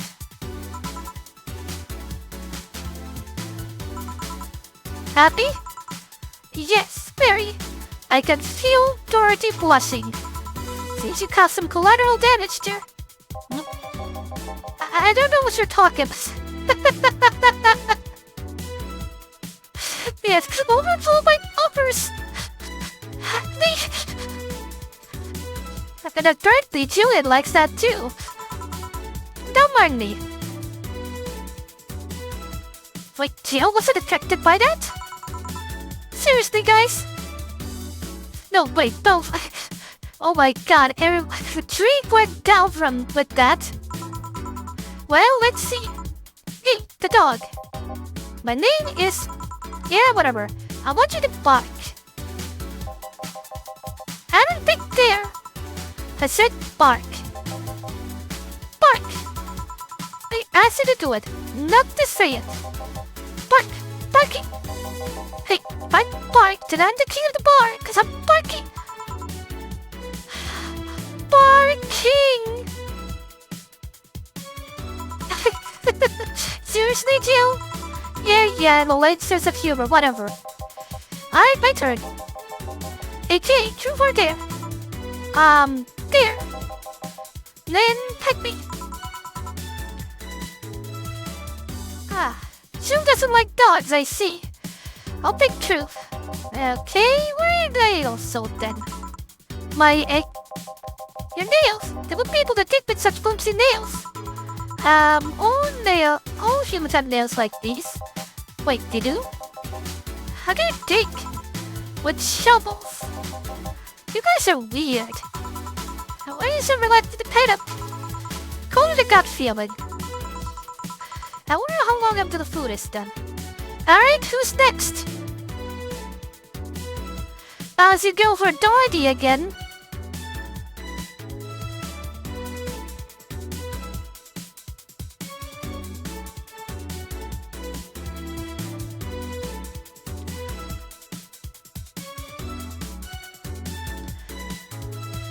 Who's your next target, chat?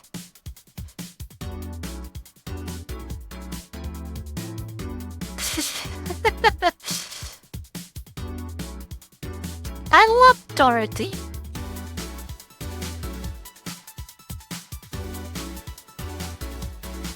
You can do later that before the truth or dare happens, we'll go like all the way each of the characters to see if they have different reactions.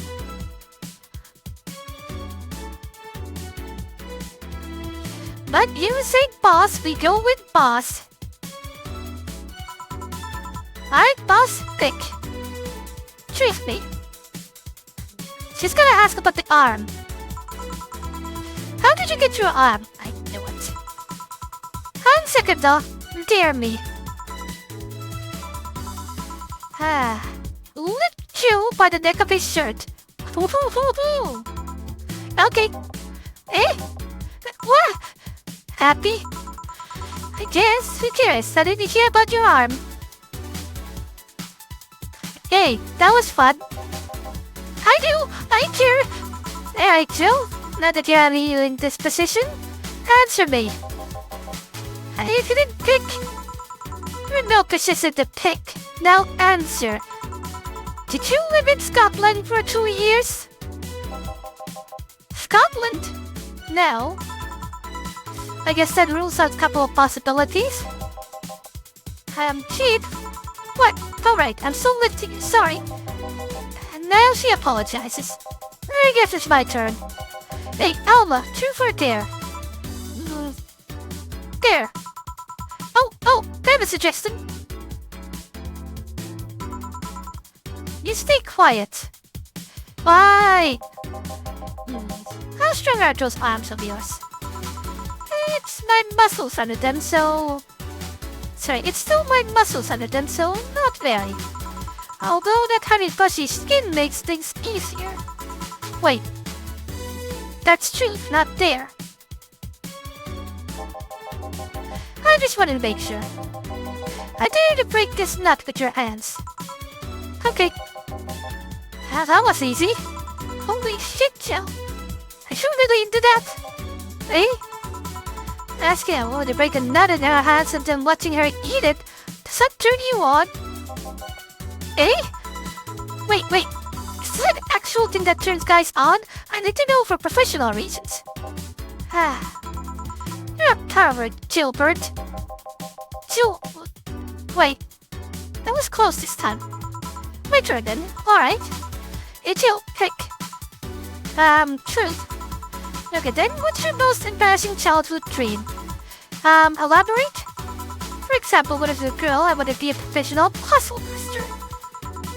I guess in a way, accomplish that, but you understand. I wanted to be a ventriloquist. Huh? When I was a child, I liked this show called Lucy's Fun House. The one with the woman in the house with the talking stuff. That one. My parents divorced when I was around 6, I think. Mom was on a tour with the orchestra and my dad was working constantly. I spent a lot of time with my grandpa, but he slept a lot, so I was on my own most of the time. I liked to pretend things like chairs and beds could talk, and since AI wasn't so advanced back then. Anyway, I made a magic show, so there was this guy making the puppet talk. My dad told me he was a ventriloquist. like kind of obsessed about wanting to be one. Even today, I'd be lying if I said that I don't think about it every now and then. That's why you make Ford talk. That makes sense. Exactly, Dana. Gee, what? Nothing. I'm getting hungry. Oh yeah, it's all time we're coming together now.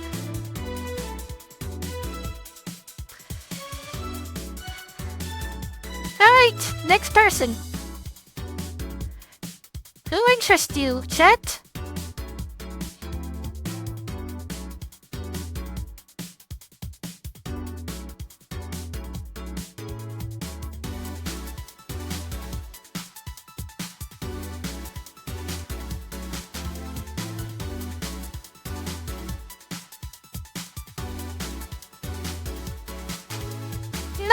Nothing happens in a quick chill. Nice try, though.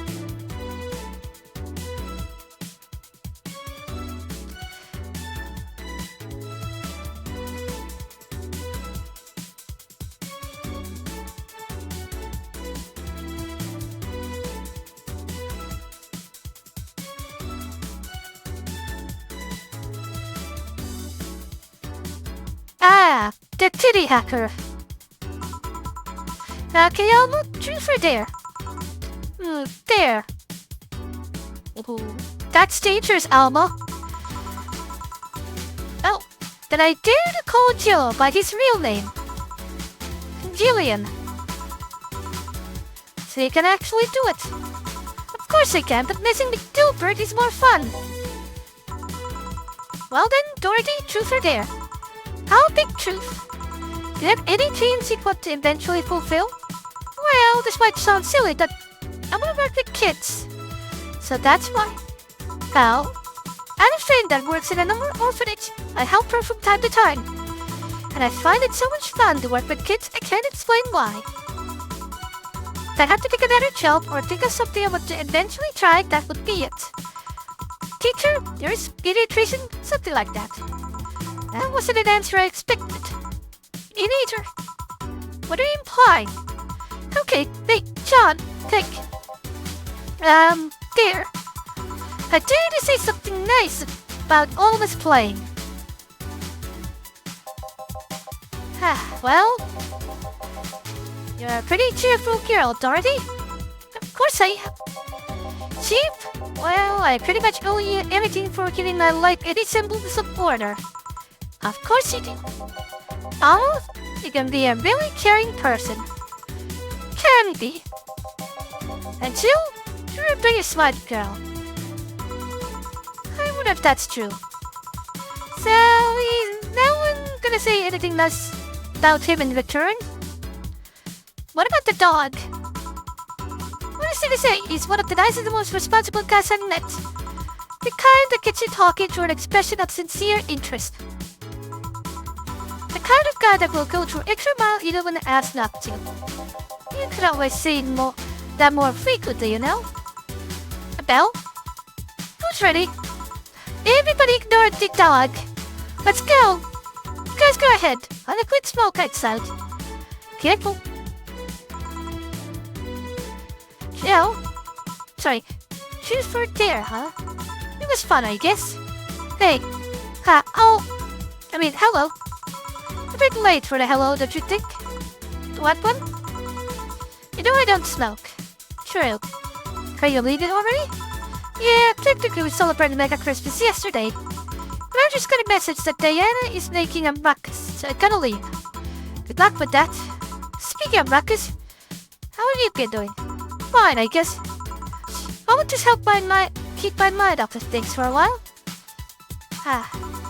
Is it weird to feel the absence of someone you had no contact whatsoever for the last 3 years? Ask Katusha or any of the old literal maidens whose spouse went to war types. I mean, even if you had no contact with her, maybe she was constantly on your mind. If you tweak the circumstances, it's not that different from one of you going to a war. I guess. Well, although the circumstances make me not want to, I've gotta go. Careful out there. Oh yeah, you should take the chance to spend this time with everyone inside, don't you think? Except the dog. Yeah, she's right. Hey, Jill's back!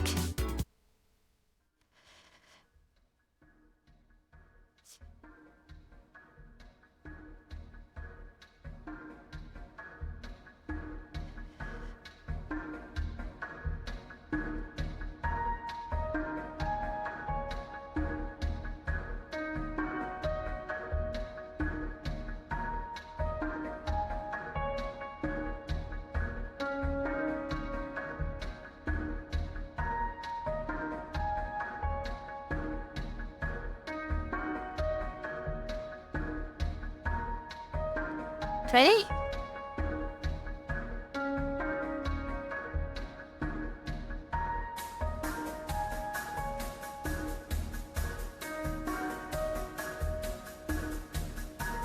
Hello. Chapter 3. Goals.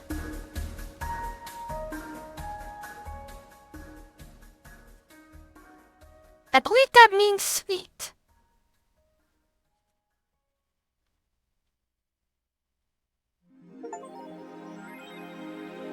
Yep. The rent is due the 30th. Please make sure your account has the necessary 10,000 or you'll be evicted. Oh my god.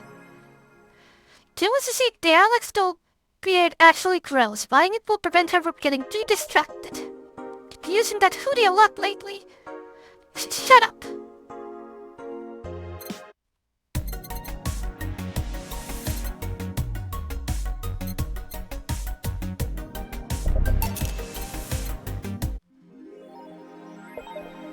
Alright.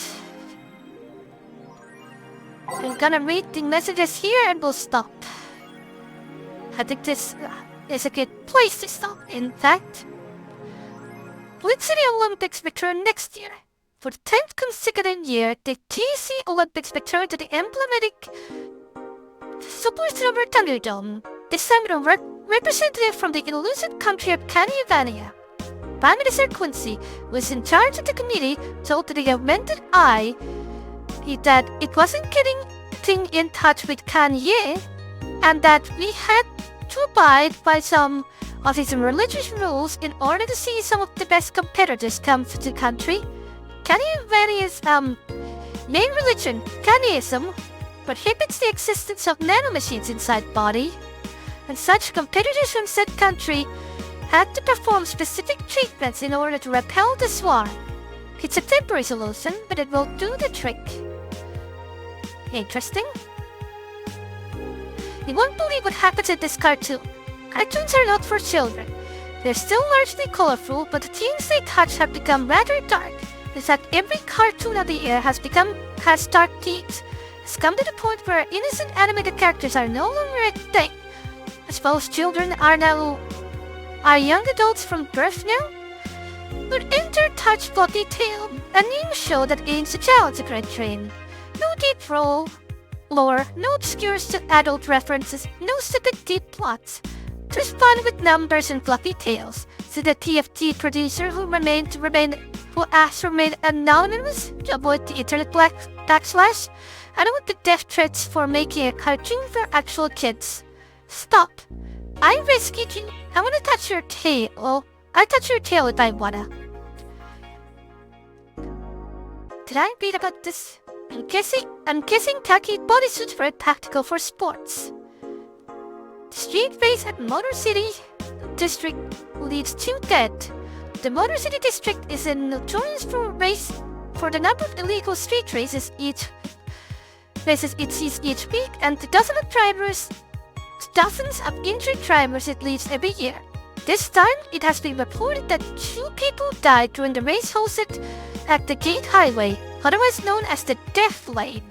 The transit police is currently investigating the deaths, as well as the underground world of illegal street racing. We have several suspects in regards to who is running the underworld, though nothing concrete of yet. The chief of transit police department, Che Esposito, told Augmented Eye.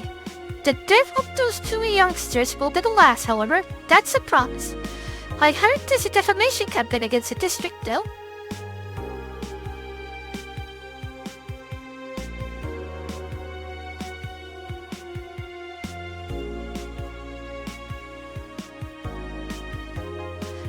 Sorry, Dal, I don't get the touch fluffy tail part. Explain.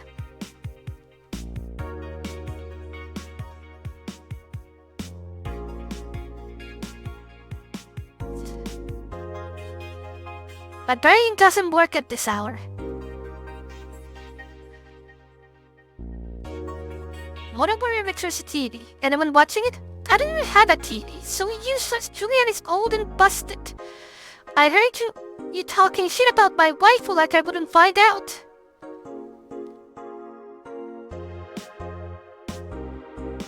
It was a hit parody song based on an era game. Huh.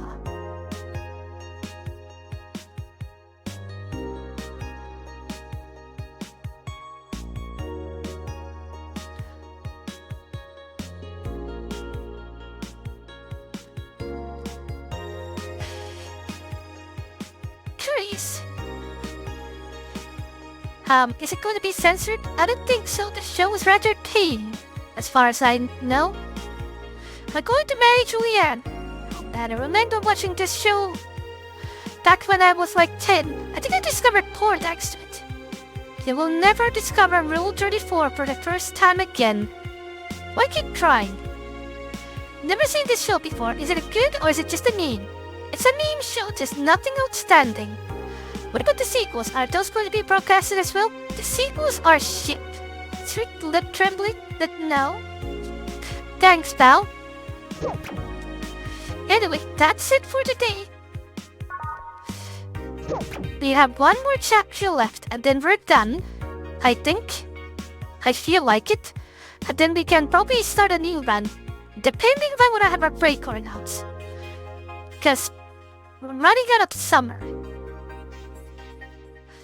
But next Wednesday, we're gonna have more Rimworld. And I'll see you there. Let me just double say it. So, thank you for watching. And I hope to see you on Wednesday when the chaos continues. Bye, new.